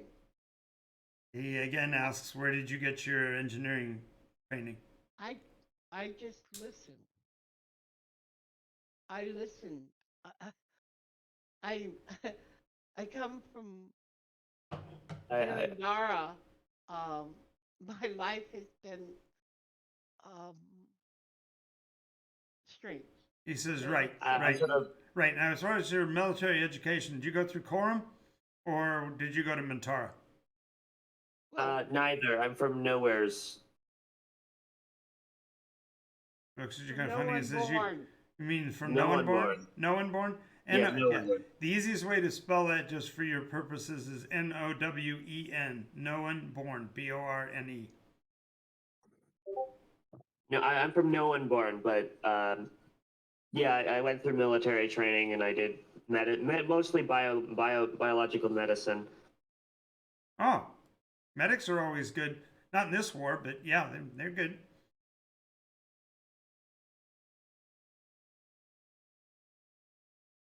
Yeah, but I went through a bit of engineering for prosthetics and stuff. Sure. I think what she's talking about is Oh, you installing should- a adversarial malware. Did you talk to Armin? You'd probably be a good assistant for Armin. I don't think we want to talk to Armin all that much. Well, I'm just saying you said Yeah, you were a they don't like prosthetics him. guy and he's an arms dealer, so. Yeah, but Gear doesn't seem to like him. I wouldn't trust him any farther than I could spit mecha, but yeah. Yeah, he doesn't seem too trustworthy. All right. Quick little appraisal here. Da, da, da, da. 1, 2. Oops, wrong way. Wrong button.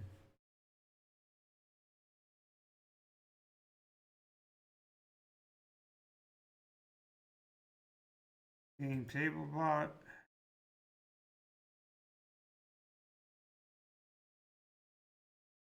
Slash I'll be right roll. back. Thank Yep, you. no problem.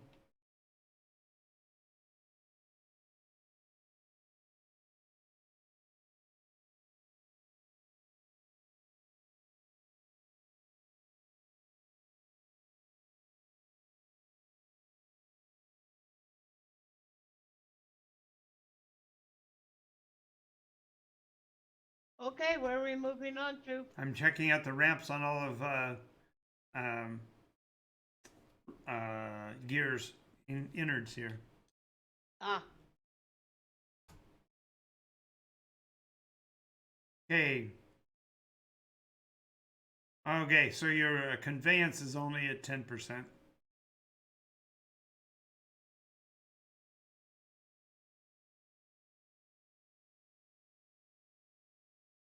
I gotta do each one of these separate.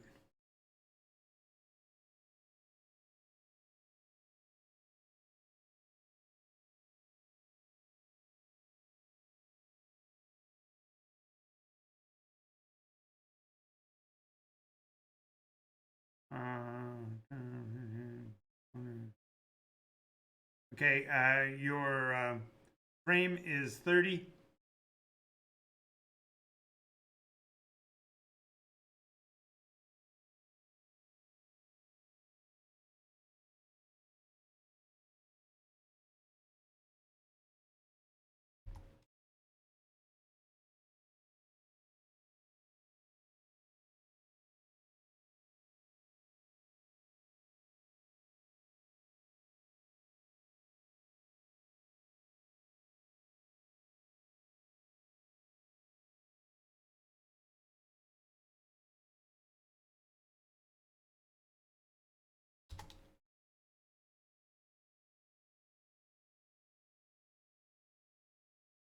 Oh, navigation is only 5%. That explains why you can't find stuff. He can probably Yeah. adjust that one for you. And finally,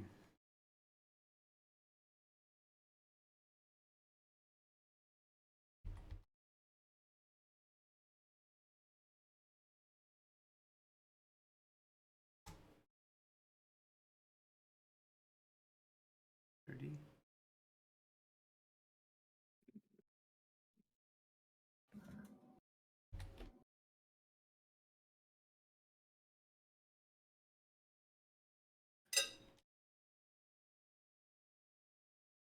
$35.40.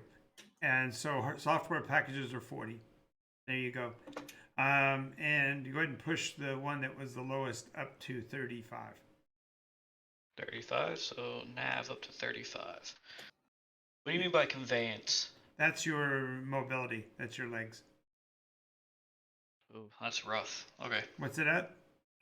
10%. 10%. Okay. Because my nav was at 5%. Well, he says if So you that come got back, me if you come back tomorrow and give me some extra time, I can get those adjusted for you as well. Okay, sounds good. I would ask for you to do me a favor, and that What is can I if do you for you? gather any information on any I guess you would call runaway mecha. Bring me information on them, and Well, we happen to know one of them, oh, you do, Jim. Please. Jim? Really, Jim again? Really into Mike? Yeah, Yep. yeah, Jim again. Apparently, this is a common occurrence. Oh, He's currently in directive mode at the bar. oh, is it always in directed mode? Good, good, good. So, do you have an incapacitor? I have. You mean yeah, I have a capacitor. No, an I mean- incapacitor. No, an incapacitor.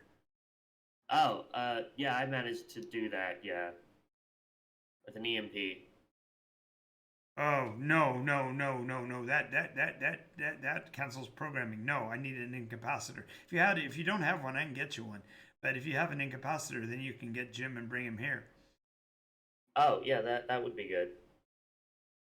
We don't can have do that one. for you. Okay. Well, if Yeah, you'll we do can- that, we can then do I'll it. take care of your legs tomorrow. Yeah, All right. now just gotta figure out how to get Jim over here. That might be simpler than it seems. A wagon. Well, no, why not? A wagon, a cart. Yeah. A wagon. Pick 'em up. Cart would not be big enough. You'd have to have something that can take the kind of mass that they carry. They Here, would you be may fine with seem pulling small, the wagon? but the thing weighs you- close to a ton. So Gear, could you carry him? gear could carry him, but it would be slow and it'd be obvious, and it would also cancel out the effectiveness of the incapacitor, because the incapacitor literally puts him into a loop so that he doesn't come out of directive. Oh, yeah. He's currently in directive, but any Incapacitates him. jostling will wake him up right now. Any major pull him out of jostling. that state. You can put him in a wagon and drag him. That won't be enough. But if you tried to carry him, that change in his orientation on a constant basis, because your balance would wake him up. Do we have like a stretcher we could use or something like that, like a wagon? Do you have a wagon we could use? Well, we might rent one. We have 10 silver. We might be able to rent it for an hour or so. Yeah, you at wouldn't. least It wouldn't cost overnight. you much to rent one, especially down in the Yeah. down in that side Or of town. find Alright. somebody with a wagon that will drive down Well, you can there. probably rent a horse and wagon. You can probably rent both. So that's what I meant. Yes, it would be understood. might- You'd be hiring a team basically to pull it for you. We can do that. We can probably go get him. Well, yeah, we can probably go get him now. And he goes, well, Yeah, we hang can on a do minute. that now. Hang on a minute. And he goes over to another counter, pulls out a quill pen, scribbles on a piece of parchment, rolls it up, pours a little bit of wax on it, punches it with the seal on his ring, and says, "There, that'll give you the permission to move him. I don't want you to get in trouble with the authorities for moving an unregistered, unlicensed mecha."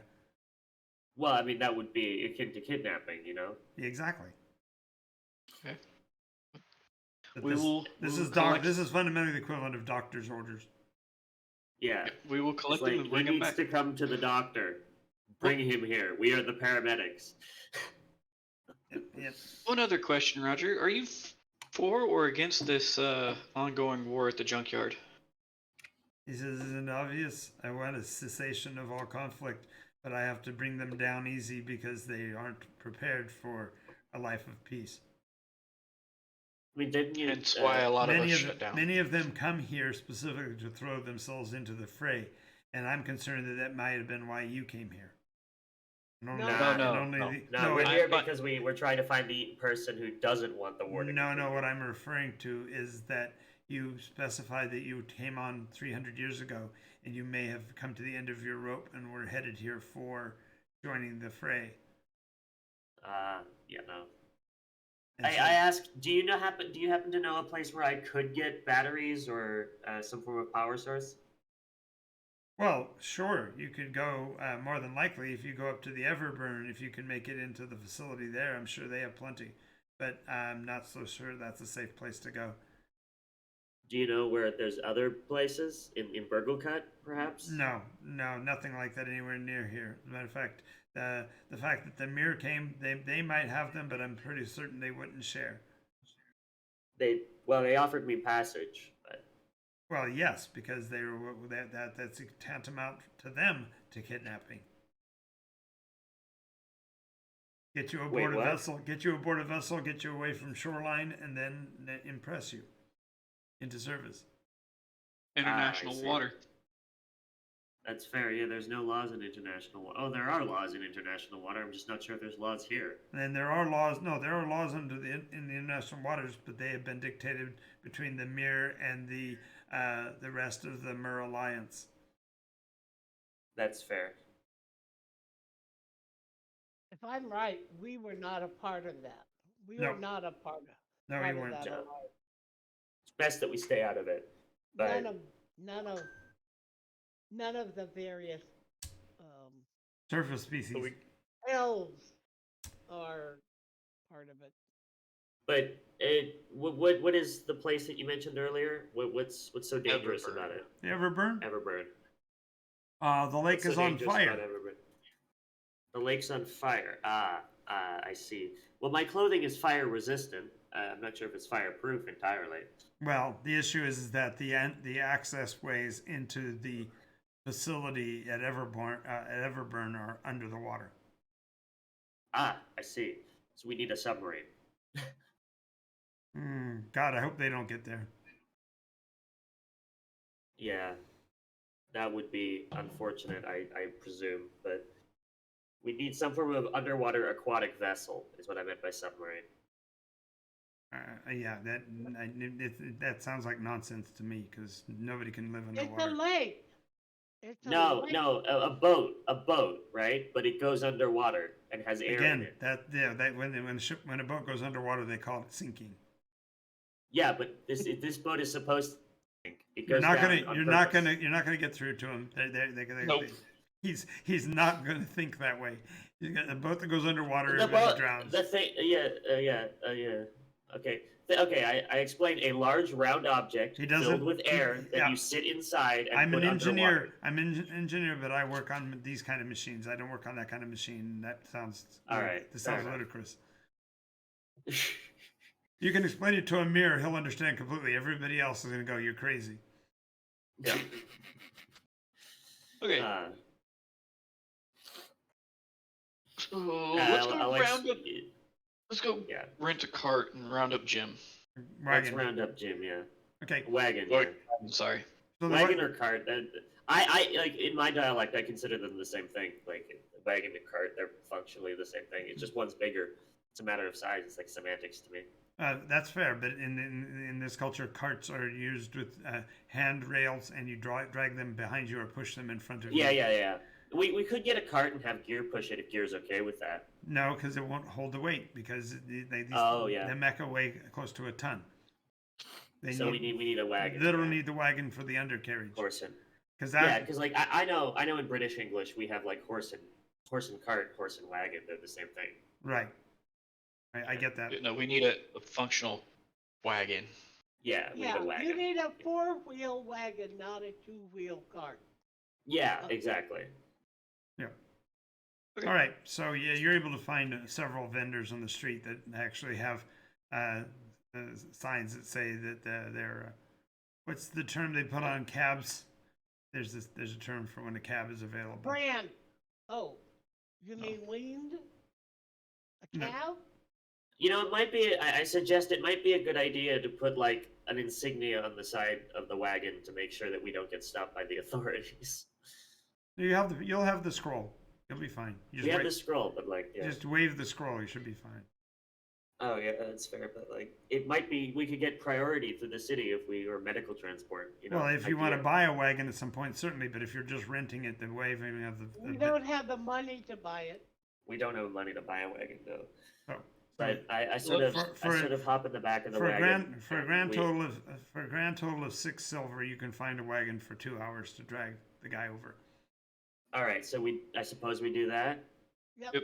Okay, so I'm down to I'm 4 silver. I'm not gonna go to the point of putting in the wagon driver's name. So You just hire an anonymous wagon driver who lets you throw at the mecha. So just yeah, And also I have a question. yeah, So when I mentioned the EMP, he said that overrides programming, right? yes. So we can use that to override programming. That would be Of very anyone. dangerous. No, because these things will go into self-defense mode and they will just destroy anything. Oh yeah. Because their core design is to be killing machines. You give them a software that's right. package to define it. It keeps them under the rules of war. Yeah. So If you unleash that, you're unleashing hell. yeah, the stun setting works when the base is at like a small EMP that You disables a didn't. localized part. If you'd have described that, it wouldn't. The stun wouldn't have been a stun. So let's just leave it the way Yeah. it was, because I don't Leave it want the to way know. it was. It I was don't just want a to know that stun, you yeah. actually used an EMP, because we don't want to come back and have Jim. No. Jim Wait, wake let's up just as say a it doesn't. berserker. Let's say it doesn't use an EMP. Let's just say that. Easier. Yeah. All Yeah. right. The kill setting might, but not the stun. Yeah. Yeah. Okay. Okay.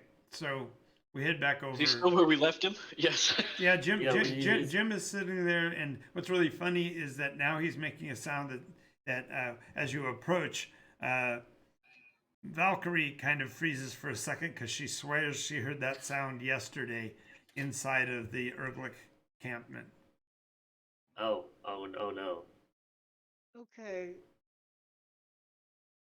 So, describe the sound that I'm hearing.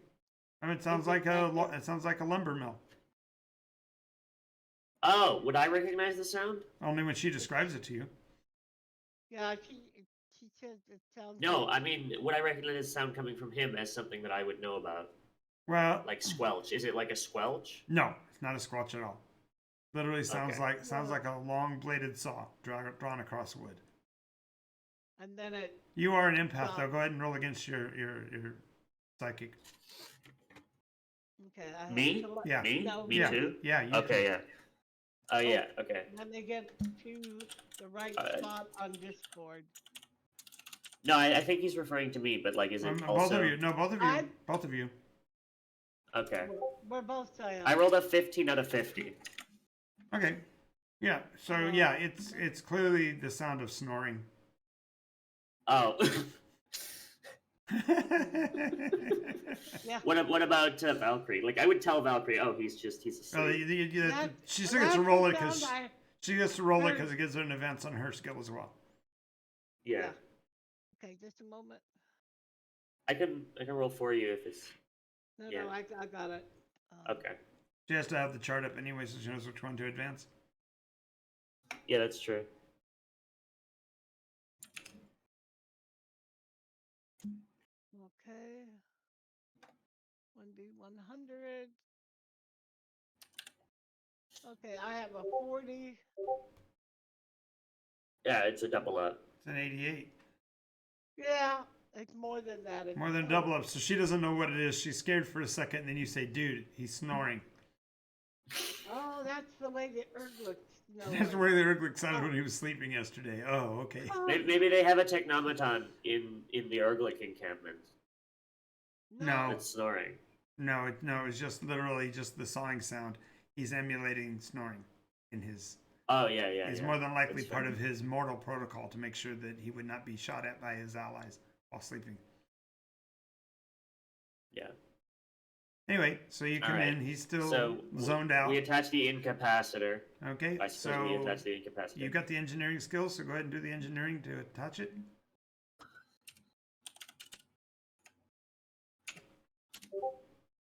$48 out of 50. Ooh, you get it flipped. It doesn't seem to connect at first, but it finally does connect. And the lights in his eyes that have been amber turn green.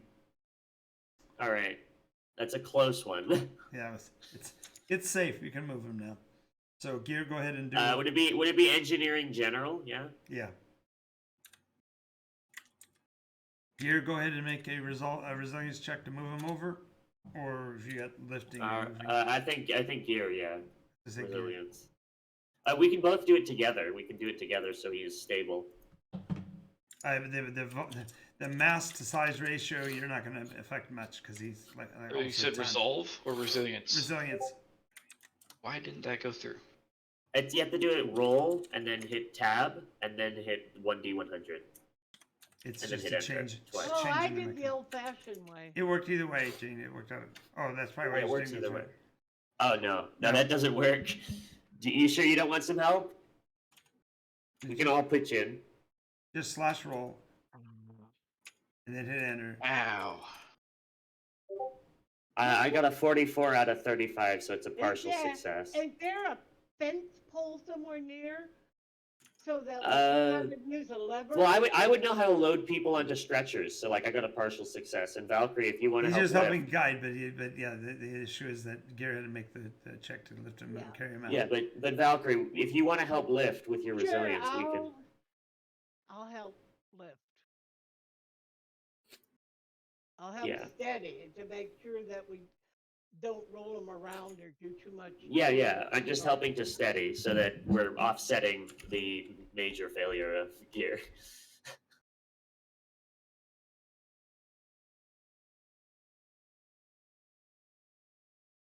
You can do the roll however you want. Oh, did you? Alright. Did you? Oh, you. I'm yeah, rolling. for- I rolled for him to wake up because you didn't successfully move in the first time. Got an 88 on Yeah. the first roll. He doesn't wake up. Yeah. You're fine. All right, Valkyrie. Did Okay, you- Make- yeah, I'll go ahead and do it. And make a second attempt there, Gear. Because we're helping, yeah. Like after you did the first attempt, we're gonna help you. So Well, that definitely actually it kind of makes sense because my conveyance is so low. Yep, exactly. yeah, it does. Oh, a lot better. 43. Yeah, you get him shunted over. Here, I'll roll for you, Valkyrie. I got You have to hit enter in between, Gene. So you do exclamation roll, and then you put one Yeah, roll. it's either it's Oh, exclamation got it, roll. got it. I see. Just a moment. Control. You gotta shift the. You have to hit the shift key. Yeah. I thought I did. Apparently didn't get it incorrect. You know, if you hit the shift key a bunch of times, you can get sticky keys. So you only have to push the shift key instead of holding it down. Mm. You can just push it once and then hit the number. Well, so I it's- can't seem to be of much help. No, but I'm helping, and so the 240, the two partial successes, I think, make a full Yes, success. yeah. So you made it. Okay. You got him. You got him aboard the wagon. Well, Grace, no, I have 45, so yeah, I at least have a partial success. Yeah, you have a partial, so 3 partial successes, I'd say. Yeah, does it. we get him on board the wagon and get him rolling. No need to roll anymore until you unload him. So back at the other end, go ahead and make your unloading. All right. I rolled a 6 out of 35. 23. Yeah, no problem. I could probably lift him on my own. No, you couldn't have. Not with. He's 1,000 pounds, so no, you wouldn't. Oh yeah. No, I couldn't lift him on my He own. basically turned his head, kept his head stable while Gear got him lifted out. Sorry about that, Valkyrie. It's not And going well for you today. Valkyrie just like, no. It's like, here, let me help. No. Okay. Anyway, so Well, All right. You get 'em it's a unloaded. partial. Well, Valkyrie wanted to say something. One moment. What do you want to say, Valkyrie? I just said it was a partial. yeah. Yeah, it was a partial. Yeah. All right. So we get him inside, and Roger says, "I'll be working on him for the rest of the day. Come back tomorrow, and you can probably be here when we activate him." All right. So it's been half the day, I assume. Yep, 8 we're hours. coming up on late afternoon, so it's time to head home. So you'll be back before the night comes back. Well, no, we want to go and see about Sir Devon. Right, Devin. Yeah, Devin which- was coming to see you at your hotel after he did his thing. Yeah. So we head back to the hotel. And Right, that's what I was getting gonna at. wait. Yeah. So you get back in While we're time. back at the hotel, I do want to talk to Gear for a moment while we're back Sure. at the hotel. Sure, Is that or okay? on the way back. That's fine. Yeah. So I talk to Gear and I say, "Hey, Gear, if you can charge my one thing, what would you want in exchange for me asking you to charge other things? Like, I'm not asking you to do like, you be my charging slave. I'm just asking you to be like, I'll pay you money, right? I'll give you some of my gold or silver, and then you could work for charging my things. It's an exchange instead of just me forcing you to do it.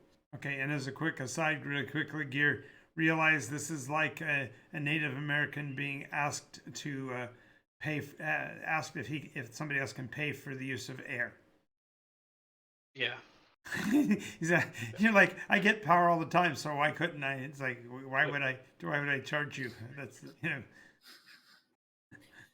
So, That's You are I mean right. but you see, like yeah, we okay, know so, we totally see why you're doing it, but I'm just letting him know that it's like, of course he doesn't. yeah. So At this what point, is I good? consider you a friend. You can charge what you need, Perfect. Thank unless my you. reserves are low. Yeah, that's fair. I'll respect that. Why wouldn't I? But like you're my only source of energy right now, so I kind of need you, and I guess you need me because Imagine I'm that. helping Imagine you out. that. Friends needing each other. That's just crazy. That's wild. It's wild, yeah. Friends needing each other to help Especially, each other especially out. Yeah. since I think it's really, really, really funny that it's the socialist who already thinks that way that thinks he has to pay something. So that's awesome. Well, no, I'm adapting to. No, the no, I culture, get it. so No, like, no, like I said, I totally get it. But I think it's really kind of fun. That Yeah. Yep. I'm learning exactly. Slowly. slowly. Yeah. Because I'm like things work differently here, so I might as well try to do things differently. Right. Play by their rules. Yeah. Yeah. So I sort of yeah. I'm gonna just thank Gear. On for the other hand, offering, I could and see say, the "I'm option is that he walks over with like 700 batteries and says, "Charge me up." It's like, no, no, No. not the same thing. Charge me, doctor. Exactly. We Yeah. should probably talk to Roger tomorrow We should probably talk to About- Roger tomorrow. Yeah. about figuring out a way, some sort of module that we can attach to better secure your boomstick. While it's What do you charging. mean? Oh yeah, that would be a good idea. Yeah. Because we're working together, so like yeah, it would be good to have something to secure it instead of just having it roped to the side. Exactly.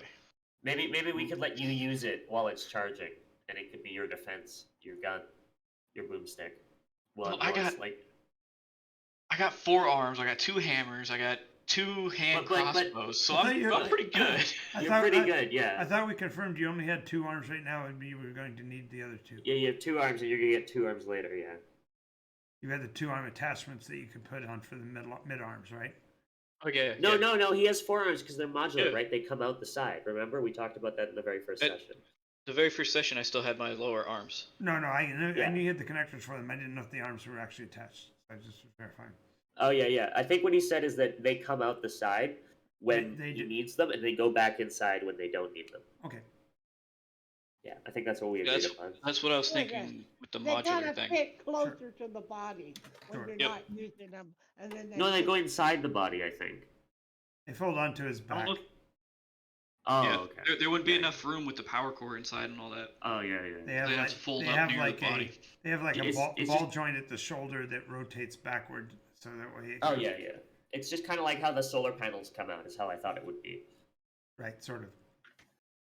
Yeah. All right. All right. So I suppose we head back to the hotel and wait for Sir Devon. Sure. You get back there, and as you approach the concierge, he glad to see you. Welcome back. Didn't expect you to be here another night. Do you need accommodations? I sort of say, well, we don't really need accommodations, but we need to pick up our stuff. Oh, you found another place to stay in town? Well, we're just looking around. We're browsing.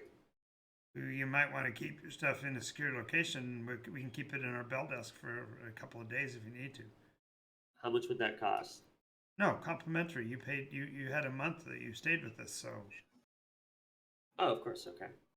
So I suppose we can keep our stuff there. Can we go get some of our stuff? Just like I need to I don't access care. some of my gear. I don't care. You can call for All right. it. Sure, no problem. It's behind a locked door, right? It's Oh, of behind a locked course, door, so I of need him course to we- open our- it. I need him to our- open it. That's what I'm asking. Oh, I know. We'll have it wheeled out to you. It's actually, like I said, it's in the bell desk. Oh, okay. Since you checked out, there's nothing in your rooms at this point because we Oh yeah. released them back to rental. But we do have your Yeah. stuff secured. So how much does it cost for a night here? Like just in a normal room, not like the big penthouse suite. Oh, it's a 5 silver a night. For a standard room. Yeah, because it is. All right, It is a so- hotel. It's not. We're not giving you at a motel. This is a nice place. Yeah, I know. The reason I'm asking is because like the one we were in was exorbitant. Oh no, Like a it was really nice one, yeah. I don't know about that. Your person who paid for it paid in advance, and it was your friend there pointed at. No, I'm saying it's like really fancy. Well, yes, thank you. That was the big one. It was really nice. I appreciated it, but we don't really quite have the funds to afford that again. So we're looking for something a bit more mid-range. I think offer. you think you slightly misunderstand. You are enjoined, and so only the best for you normally. Well, we don't mind if we take just the mid-range. It's what we can afford. That's risks we don't like to take.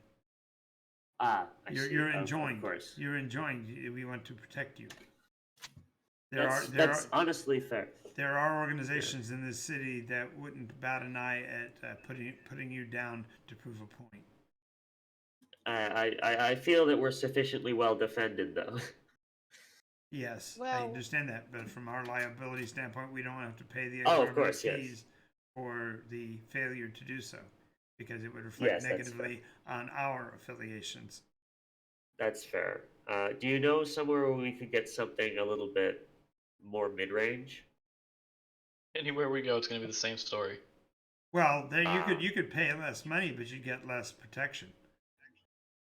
Yeah, that would be fine by us. He shudders. Okay, I hate to see you in the newspaper. I mean, from an out of character perspective, it's more risk and it's more stuff for us to do. So Sufficient unto the day is the trouble therein. Do not borrow any more troubles from tomorrow. yeah, but I suppose when I say we're just waiting for someone right now, so I just need Oh, to sure. grab You some of don't. my You gear. don't have to pay anything for you to stay at the restaurant is a house restaurant. So feel free to hang out there. All until- right. So I suppose we do we want to head over to the restaurant and wait for the person to arrive, or do we want to wait in the lobby? I don't know where. I mean, Wait for somebody the comes smell. asking for us. I'm pretty sure they'll come get us in the restaurant. Yeah, I don't need to. You just tell Tell Connie here what you're doing, and We have Sir Devon coming here. oh yes, we're familiar with their entourage. They are also staying here. Okay. Oh, perfect. Oh, well, if he's there, if you could send someone into the restaurant, then we'll come out. But we'll eat right now. I think I'm hungry. Oh sure. I know I'm hungry. Yeah, it's almost lunch right here, so I'm starting to get a bit hungry myself, so I might grab something to eat. Sure. All right, so I suppose we head into the restaurant, see what they have to offer while we wait. Yep. I mean, I don't know what they're gonna have for a Mecca, but Our Oh, we have linden oil. That's what I'm looking for. Towelettes, basically. So you can clean the dust off yourself and get a bit of a charge out of the process, since you can't, since food doesn't do you any good. There's also a veranda, so you can go out and kick on your solars, so to speak, and just sit there with the solar blanket over your shoulder, so to speak, regenerating. unbake. Exactly. As the sun slowly sets and you start putting your solar stuff away, you see 4 horsemen come riding down the main road. No. We didn't hear about the food. I want to hear about the food. Oh, I see. When you want to role play, we role play. When I want to role play, we're rolling dice. No, I'm kidding. That was a joke. It was a joke. I want to hear about the food. Oh yeah. Well, first of all, they do want to know whether you want to go with the surf menu or the turf menu, or the combined surf and turf. Ah, okay. So surf and turf. What about pastries? I want to know about pastries. But yeah, turf and pastries is what I'd be interested in. What about everyone else? Oh yeah. Anybody else have a preference? That's Valkyrie. Surf and me? turf. We're Valkyrie, what do you want to eat? Surf and turf. Okay, okay. surf and turf. Okay. Okay. So the finest item on the menu is a special on Nerf steaks. That's the full 1 inch Nerf steak, center cut. It's almost a pound of food. Um, the They have a fairly decent array of different salads, all named for different cities, and that actually refers to basically the salad dressings that are imported from those areas. So Oh, cool. And then do several they, local I'm ones. interested in, One, like charcuterie or something. and then as far as the dessert and pastries menu includes several different kinds of biscuits and buns and croissant and that kind of thing. But I like a croissant. particular note is the cryopathian freeze, which is some iced dessert. Ah, so it's like shaved ice, or is it like a slushy? Yeah, it's genuine cryopathian glacial ice taken from the last few glaciers of the Shatterhorn.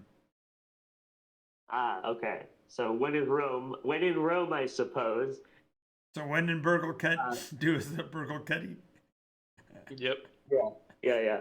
But I suppose I'm gonna try the like croissant. Okay. But I'm gonna try the croissant, and then the maybe. Do they have any like sliced meats and cheeses to eat with the croissant? Oh, sure. We got a whole array of them. Many of them are, ironically, a lot of them are derivatives of Nerf. So there's Nerf bacon and Nerf bruschetta and Nerf Yeah. ham, that kind of thing.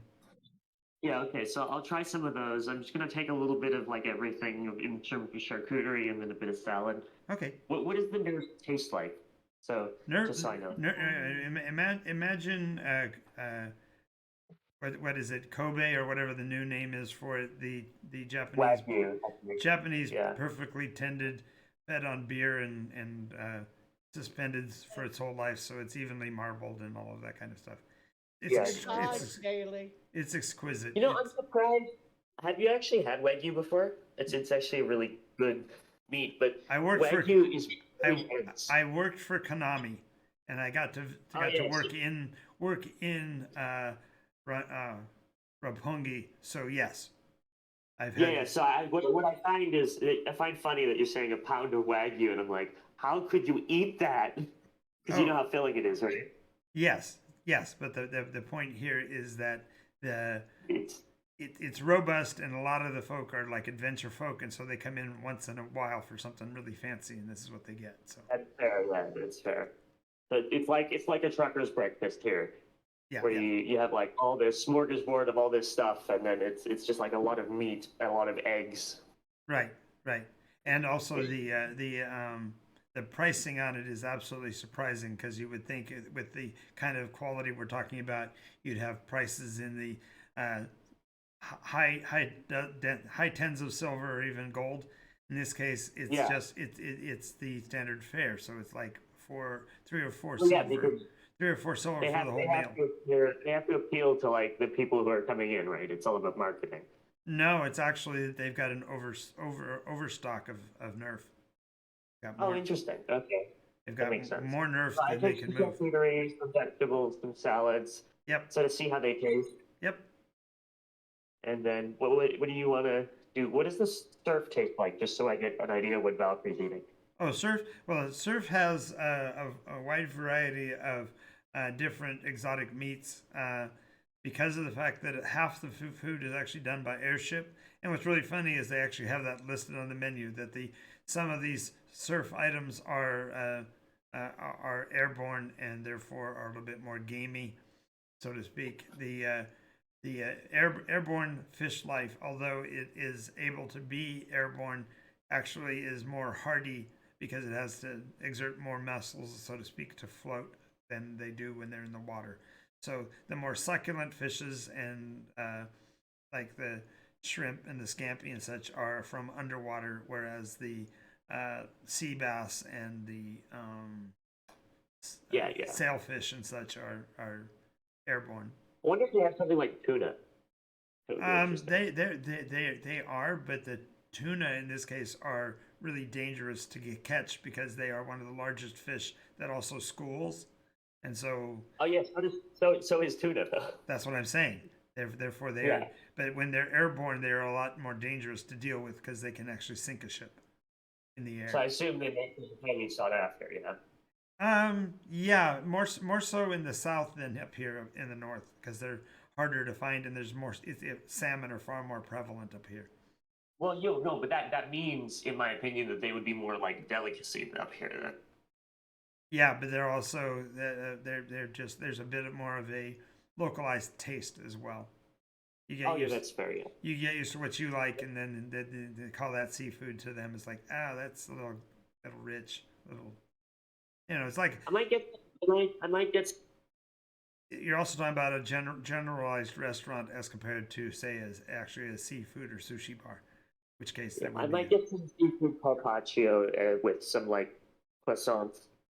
sure. Just like eating some raw meat because raw meat is easier to digest for my species, and raw fish too. They're softer, less Right. gamey. Right. Fair. Yeah. So I suppose after that, as it gets dark, we wait for Yep. the So dude to show up. so going back to the horsemen. Oh you wait, s- wait. Valkyrie, what was it? Well, while we're eating and before we talk to this Sir Devlin, what story do you want to give him to make him encourage him to help us, but make it realize that this thing belongs to you? No, he already went out there to investigate it and Oh, Yeah, and he's coming to talk to us now. Yeah, about he's what the already on result our of the side. inquiry was. Yeah, or no? Was it that he already? No, I'll ask the game master. Was it said to us that he would go with us? Was it said that he'd go before us and then come back and report? He was going to go and negotiate and then come back. Okay. So I got it wrong then. So yeah, that was what I was under. That's I think what we were supposed to do. So we're just gonna wait for him to come back and explain. okay. Yeah. Anyway, so when you again, those four horsemen now have made the same trek 4 times around the block. Monty Python. Monty Python. They ride down the street and then they back up and they ride down the street. Now they're riding down the street again. Gets about halfway down and Devlin holds up his horse and says, "Is it okay this time?" Yes, it's fine this time. I sort of warble back. So he and his entourage come riding up. They dismount. His 3 associates head towards the concierge desk and inward, and he turns and comes towards the restaurant. He must have seen you outside because of gear. He says, Yeah. glad to have found you. They got some good news for you. You'll be able to pick up your device tomorrow." Oh, perfect. That's amazing. Yes. Thank you. Yeah, no problem. There was no altercation. Fortunately, they were preparing, however, for a hunt, and so they would be away from their facility over the next couple of days. For the most part, they were letting us know that they were riding further east, not coming further west, not coming east. So it all was a good meeting in general. All right, perfect. I was gonna say, yeah. I apparently I looked at Valkyrie and sort of go, see, even people who seem uncivilized can be civilized. Not in like a mean way, but like just saying like, oh yeah. Yeah. Like I remember the conversation we had before, right, Valkyrie? Right. And you're like, oh no, they don't negotiate, and I was like, well, some people like with the people Okay. too. But for clarification, as you're talking and you're explaining that to her, you do notice that his associates go back and pull what appear to be several Urglic heads off of their horses and drag them inside the building. I see that kind of negotiation. I look up and like, no, I Oh, concede my point. I concede my point. Welcome to Nycos. See, you can Oh, talk and- to anybody. It's fine. It's peaceful. Clunk. Oh. Oh wait, no, it wasn't. Yeah, but yeah, Valkyrie. I was like, okay. Then I quickly says to Valkyrie, go, okay, yeah, no, I'm Never mind. never mind. I think that's kind of funny. All right. But You said it, and she just turns. Yes, you could be right. Exactly. There are some primitive people who could probably be negotiated with. And then these are sees the not head like and She goes, says but it, not these and guys. she says it with a perfectly cool, calm, no intonation. Flat delivery. Got it. Got it. flat delivery, and I'm just like, yeah, okay, I think I get it now. Okay, so it's getting on towards evening. You're going to want to find some place to crash. You're going to go looking for another inn rather than this fine place you've been staying. Yeah. I don't think we really need a fine place. Like I'm an explorer. I'm fine with sleeping in the woods for the most part. Do you have a tent? I have the ability to make a lean-to. He's got a solar blanket. He's fine. I have a solar blanket. I can put up leaves on the ground, and I can make a lean-to and cover it in the solar blanket. It'll be fine. We're in the middle of a city. Yeah, you're in We can town. find camping equipment. We could find camping equipment, but like if we want to go in a hotel, we could, or a motel or an inn. Okay. I'm just saying we I would be paid fine 10 if we didn't. silver today. This is Mhm. costing us how many silver a night for each of us? We don't know. Generally, it's going to be Not someplace between 1 and 5. The one you were staying in was five a night. Okay. Well, with Okay. that idea in mind, what we made today will allow us to stay here 2 days. Now, But we also have a bunch of gold too. Remember? Yeah, like 50 gold, was it? Yeah, you gotta spend a ton of cash. Yes. there are some supplies that we're going to need to pick up based on the fact that right now we're on foot and we can't afford horses. So we will need certain things if we take off from here. All right, so we can go pick those up before the stores close, and then we can head out for the night. The Well, stores let's see if are we can- closed for the evening. They close it Yeah. as it gets close to sunset. They don't want to spend the energy to put out candles and shit. So Well, you can do it work first thing in the morning. with They'll be up and operating early in the morning. Okay. Yeah, fair enough. I actually have camp preparation, camping. Yeah, I know you do. I know we already did this last time because you guys were planning on going out into the woods. So you've got enough Yeah. gear. I'm not challenging whether you've got enough gear or not, Oh, but you are in no, town. Just a matter of the fact that we're in the No. middle of a city.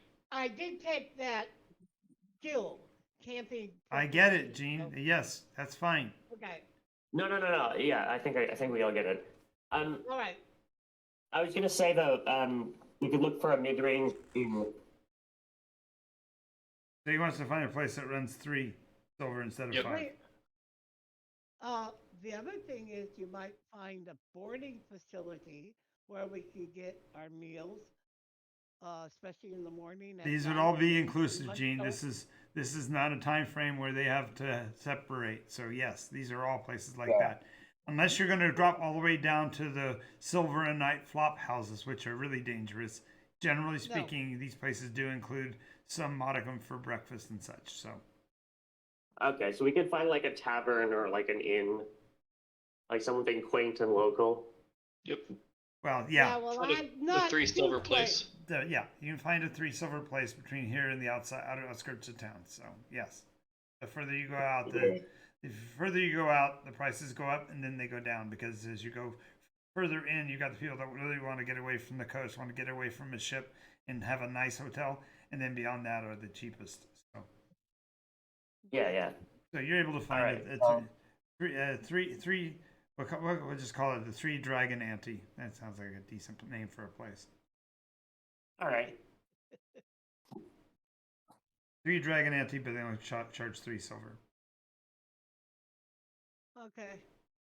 And there's of Right, course so- there's entertainment in the main hall, and then there's a quiet restaurant, and then there's a simple bar along the outside of the restaurant where the locals can actually walk up and buy a drink and stay, hang around on the patio. So to speak. I suppose we wait out the night. Like go to sleep. And anything and else? we, Anything else you want to do? Otherwise, we'll go ahead and move on to the next day. well, we can go on to the next one. I make a list. And check it twice. Trying to find out Yeah. who's naughty and nice. Now, checking off, I know Drunk is neat, but he needs linden. Gear doesn't need to eat, but he needs linden oil. He doesn't need linden oil. He can use any oil, but linden oil allows him to feel. Ah, well, we'll save that for when he wants to feel. Yeah, it's the relaxing Yeah. stuff. I Give think- him his own can, so if he wants to feel, he can feel when he wants to. Okay. Okay, so All right. I suppose we moving on to morning the next day. You're awakened early in the morning by a huge blast of sound, booming, echoing, almost like a horn. I get up. I spring up out of bed, grab Uh-huh. my bow and arrows, which are next to me up by the bed, Yep. slap my belt and sword on, and She got nothing else on but her belt and sword as she rolls out of bed. No, I'm kidding. and her nightgown, yeah. Yeah, exactly. a nightgown. Looks Like I go to bed in a nightgown. I like the way she said that sarcastically. Indeed not. I'm Valkyrie. I don't do anything like that. All right. So I suppose I wake up. I quickly get dressed, suited up, Okay. and then I grab my sword and my weapon. Yeah. Looking out the window to the east, you see a large plume of white. Looks almost like a cloud rising from the largest of the 3 mirror vessels. Oh, I suppose they're leaving now. Yeah. A good guess. Early tide. Well, seems like they were attacked or something blew up. Well, if they were attacked, wouldn't it be black? Not necessarily. Could it be steam? Steam, yes, with big white smoke. Yeah. Usually, if something is blown up, it And is the dark. fact that you came out in the hallway so rapidly looking around for what that was, one of the attendants will go, calm down, that's just that's a vessel horn. Yeah, that's the mirror vessel is leaving. They're signaling to the rest of the fleet that it's time to depart. All right. So I suppose we grab some breakfast. They could pick a better hour to announce it. the person in the inn kind of cackles and like, no, this is a port city. You take off at the beginning of a tide. This is what they're doing. So early tide, no big deal. I mean, I'm used to waking up early. I'm in the military. Right, exactly. And being awakened to a horn wouldn't be too abnormal either. Like that. Yeah, no. Like the bosun's whistle that starts the day on a ship. Yeah. Yeah. Alrighty. So, Make your grub Good. quick. I want to go talk to Jim. yep. Okay. Grab your breakfasts and such. It's a typical European breakfast: meats and cheeses and fruits already cut and prepared, so you can grab them and jam them in your pockets and make a lunch out of it. Little Sounds good. tiny loaves of bread and that kind of thing to take with you. All right. And then I suppose we go and where do we want to go next? I sort of asked. I think he wants to Well- head for Roger the Tinker's place. Let's go. That is correct. Yeah. All right. Perhaps we can ask him about a purveyor of decent goods for camping. You gonna ask Roger about that, Yeah. or are you talking about the people here at the restaurant? could ask the concierge. If you ask the Concierge. local people here at the hotel, they'll give you a couple of recommendations. Nothing Okay, thank nothing big. General stores are between here and there, dime a dozen. So, All right. and so you got your connection on that. Are you gonna stop and do shopping on the way, Valkyrie, while they're moving on, or are you going to? No, I'm gonna go move with them. Okay, so I everybody found- other travels down to the tinker's shop, and you can hear the crackle of electricity and see the brilliant light of what might be welding or something going on inside. You don't hear the whistling of birds yet. Okay. Open the big panel door, and you can see Jim is surprisingly a rather attractive cut of a mecha.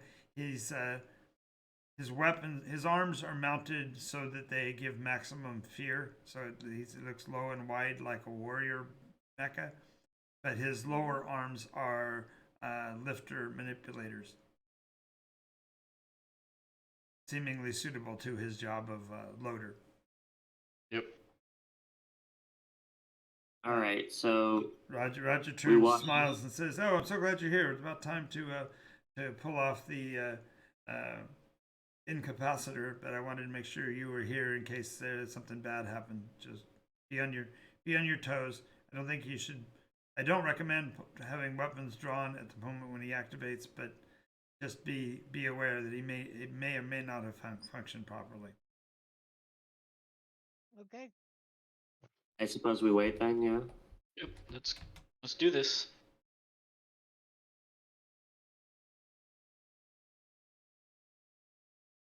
The light switches from the lights in his eyes switch from green back to yellow, and almost immediately they turn back to his typical glowering red. They pulse a bit as if they're alive, which seems way more lively than they were yesterday. His chest plate's been completely repaired, and his insignias showing his rank of a corporal. As he looks around a bit and goes, "Who are you? Where am I? And why can't my arms move?"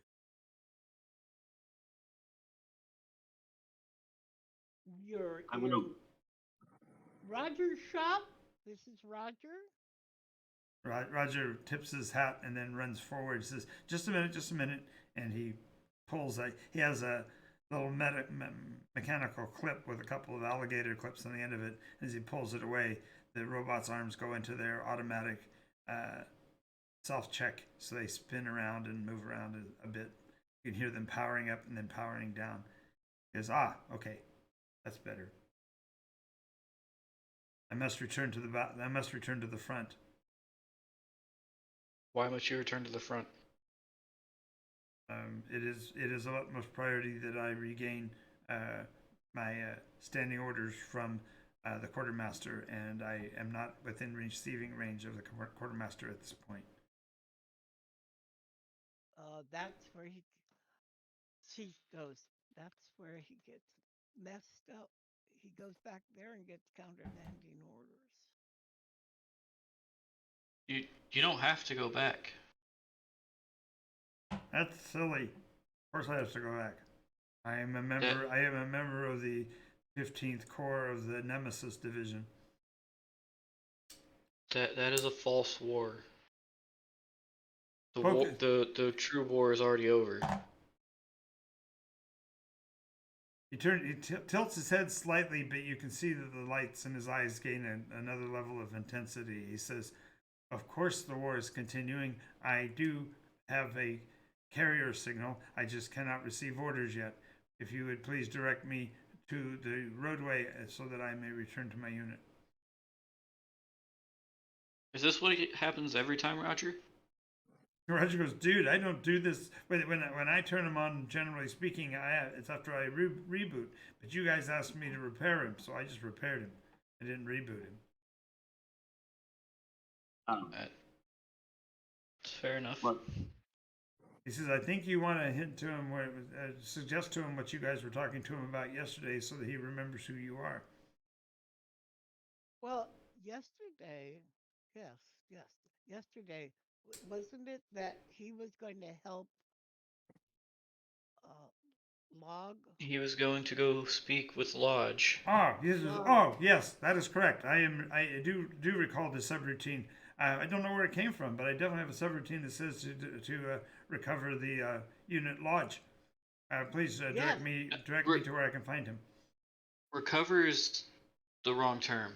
You are to join Lodge in the endeavor he has picked up now, that he's currently tasked with.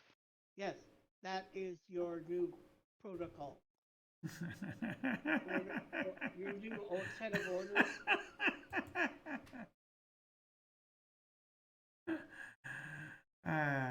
He's grasping for words. I know. She heard words order. She heard the word protocol. I get She's it. quick to.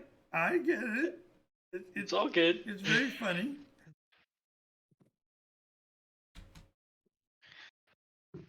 I'm just gonna check. Oops, hang on a second. Wrong. Right. Go. Nope. Alright, did it again. Dang it. Gonna get this eventually.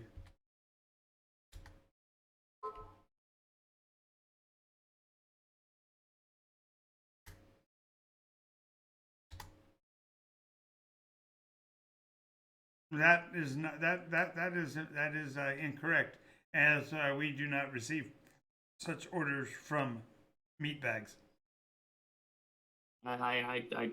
Gear, give the thing. Gear's not a meat bag, and he said it. Gear, give him the thing. Gear, do the thing. Do the thing, Gear.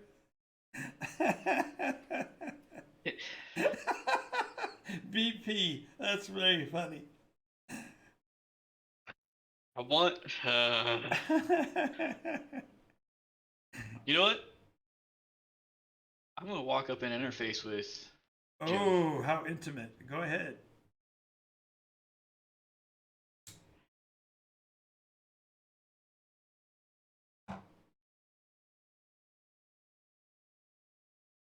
$74. Again, what is your resolve? 45. So I got a partial. Okay.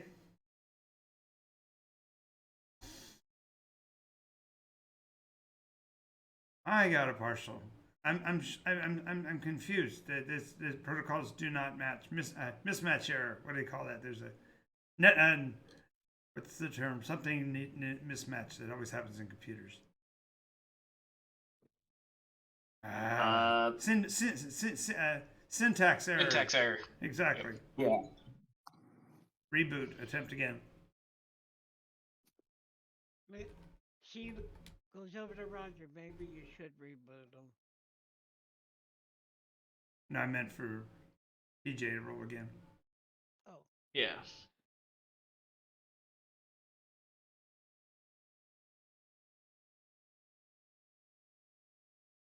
Same.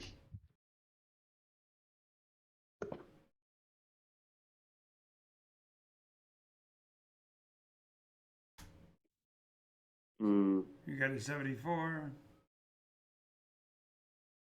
Oh dear. Make a defensive roll against resolve. Because he's now trying to reconnect and overwrite you.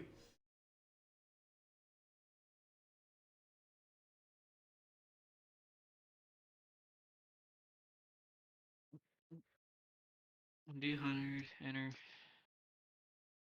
Oof. Hey, Yeah, so for a second, Gear's lights turn red in his eyes. Quickly, Roger goes over and flips the switch, and they both shut. They both power down. Can I?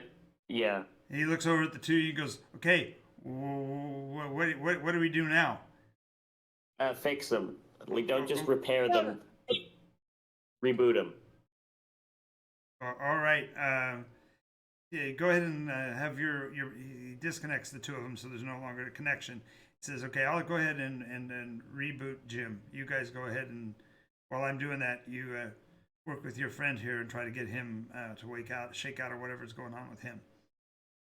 I asked if he has a console that I can use. Probably not one that would match with your understanding of protocols. Just try talking to I him. mean, programming functions on the basis of like if-else statements, does it not? Yeah, he's no. My point here is just it's actually going to be he's enjoined, so all you gotta do is wake him back up. So Oh, we just make him back up. Okay. yeah, and then role play the wake up, because he's going to wake up with a fog of wanting to return to his unit and not knowing what that is, etc. All the confusion that would come from that. So you guys get to role play that while I just take care of the die rolls to get Jim fixed. Yeah. So All right. So he goes to work pulling out chips and stuff on Jim while you guys wake up Gear. I'm gonna just wake up Gear and explain to Gear. Yeah, no, you're not going back. Gear, wake up.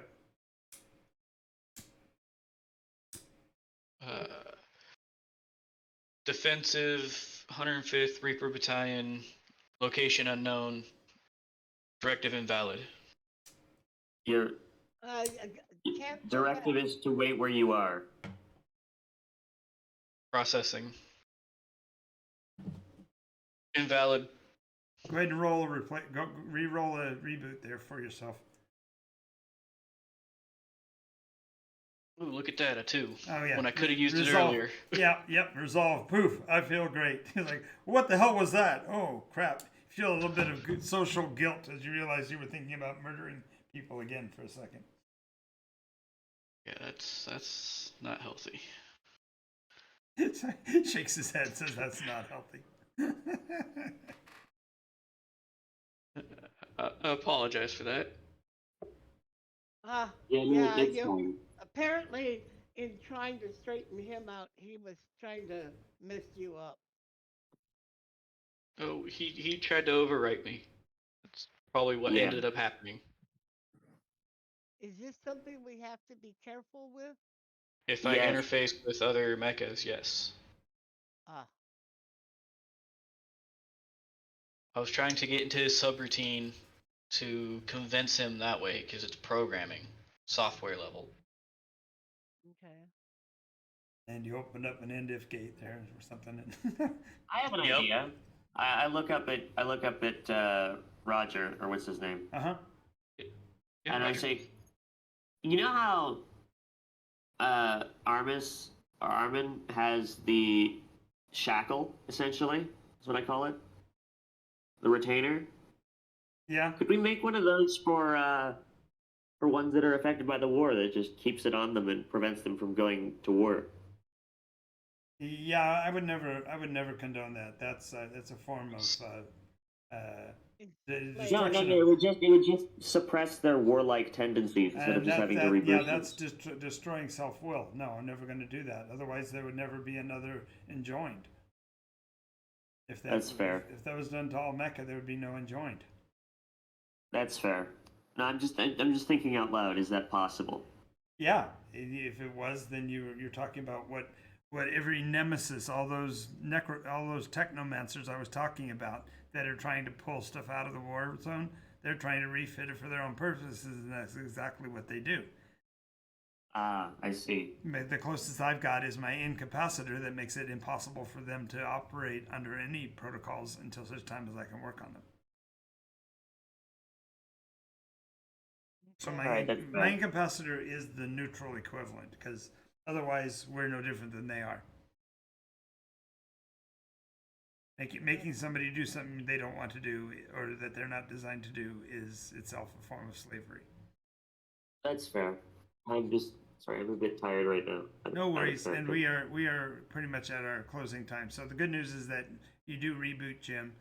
Jim doesn't remember anything other than his designator and the name Lodge, but he won't remember anything. All right. That is fine. We can take him to Lodge. Right, and therefore Lodge can if he wants to, he'll be willfully allowing himself to be overwritten, but we're not doing it. Yeah, no. Does that sound fair? Yep, we don't got enough time for that anyway, so. Yeah. So because we're running out of time, I'm going to go ahead and have Roger will fix your legs, which was what was agreed to. So your legs are going to be at 35, and he's also going to provide without making comment. He's going to leave a couple of dead pineapples out on the countertop that look like they might fit some of the stuff that Yahara would want. All right, perfect. And then I think we're getting that ending off here. That Yes. and the final thing will be a tip on the best rates for getting your prepared gear and a lead on horses for Valkyrie to negotiate to get you guys horses. Yeah. All right, perfect. All right. So I don't need a beast of a horse to hold my weight. well, no, they'd actually have to arrange for a chariot for you. Yeah. 2-horse rig. Okay. All right. Yeah, Well, I so think that's all for today. I'm gonna head but out. that would be okay. Yep. I want to thank you guys for being here and part of the show. Thank you to our one dedicated viewer I watched throughout the show. I was glad you're here with us. And if the next time, make sure you bring a friend. Thanks for watching. This is NycosRPG.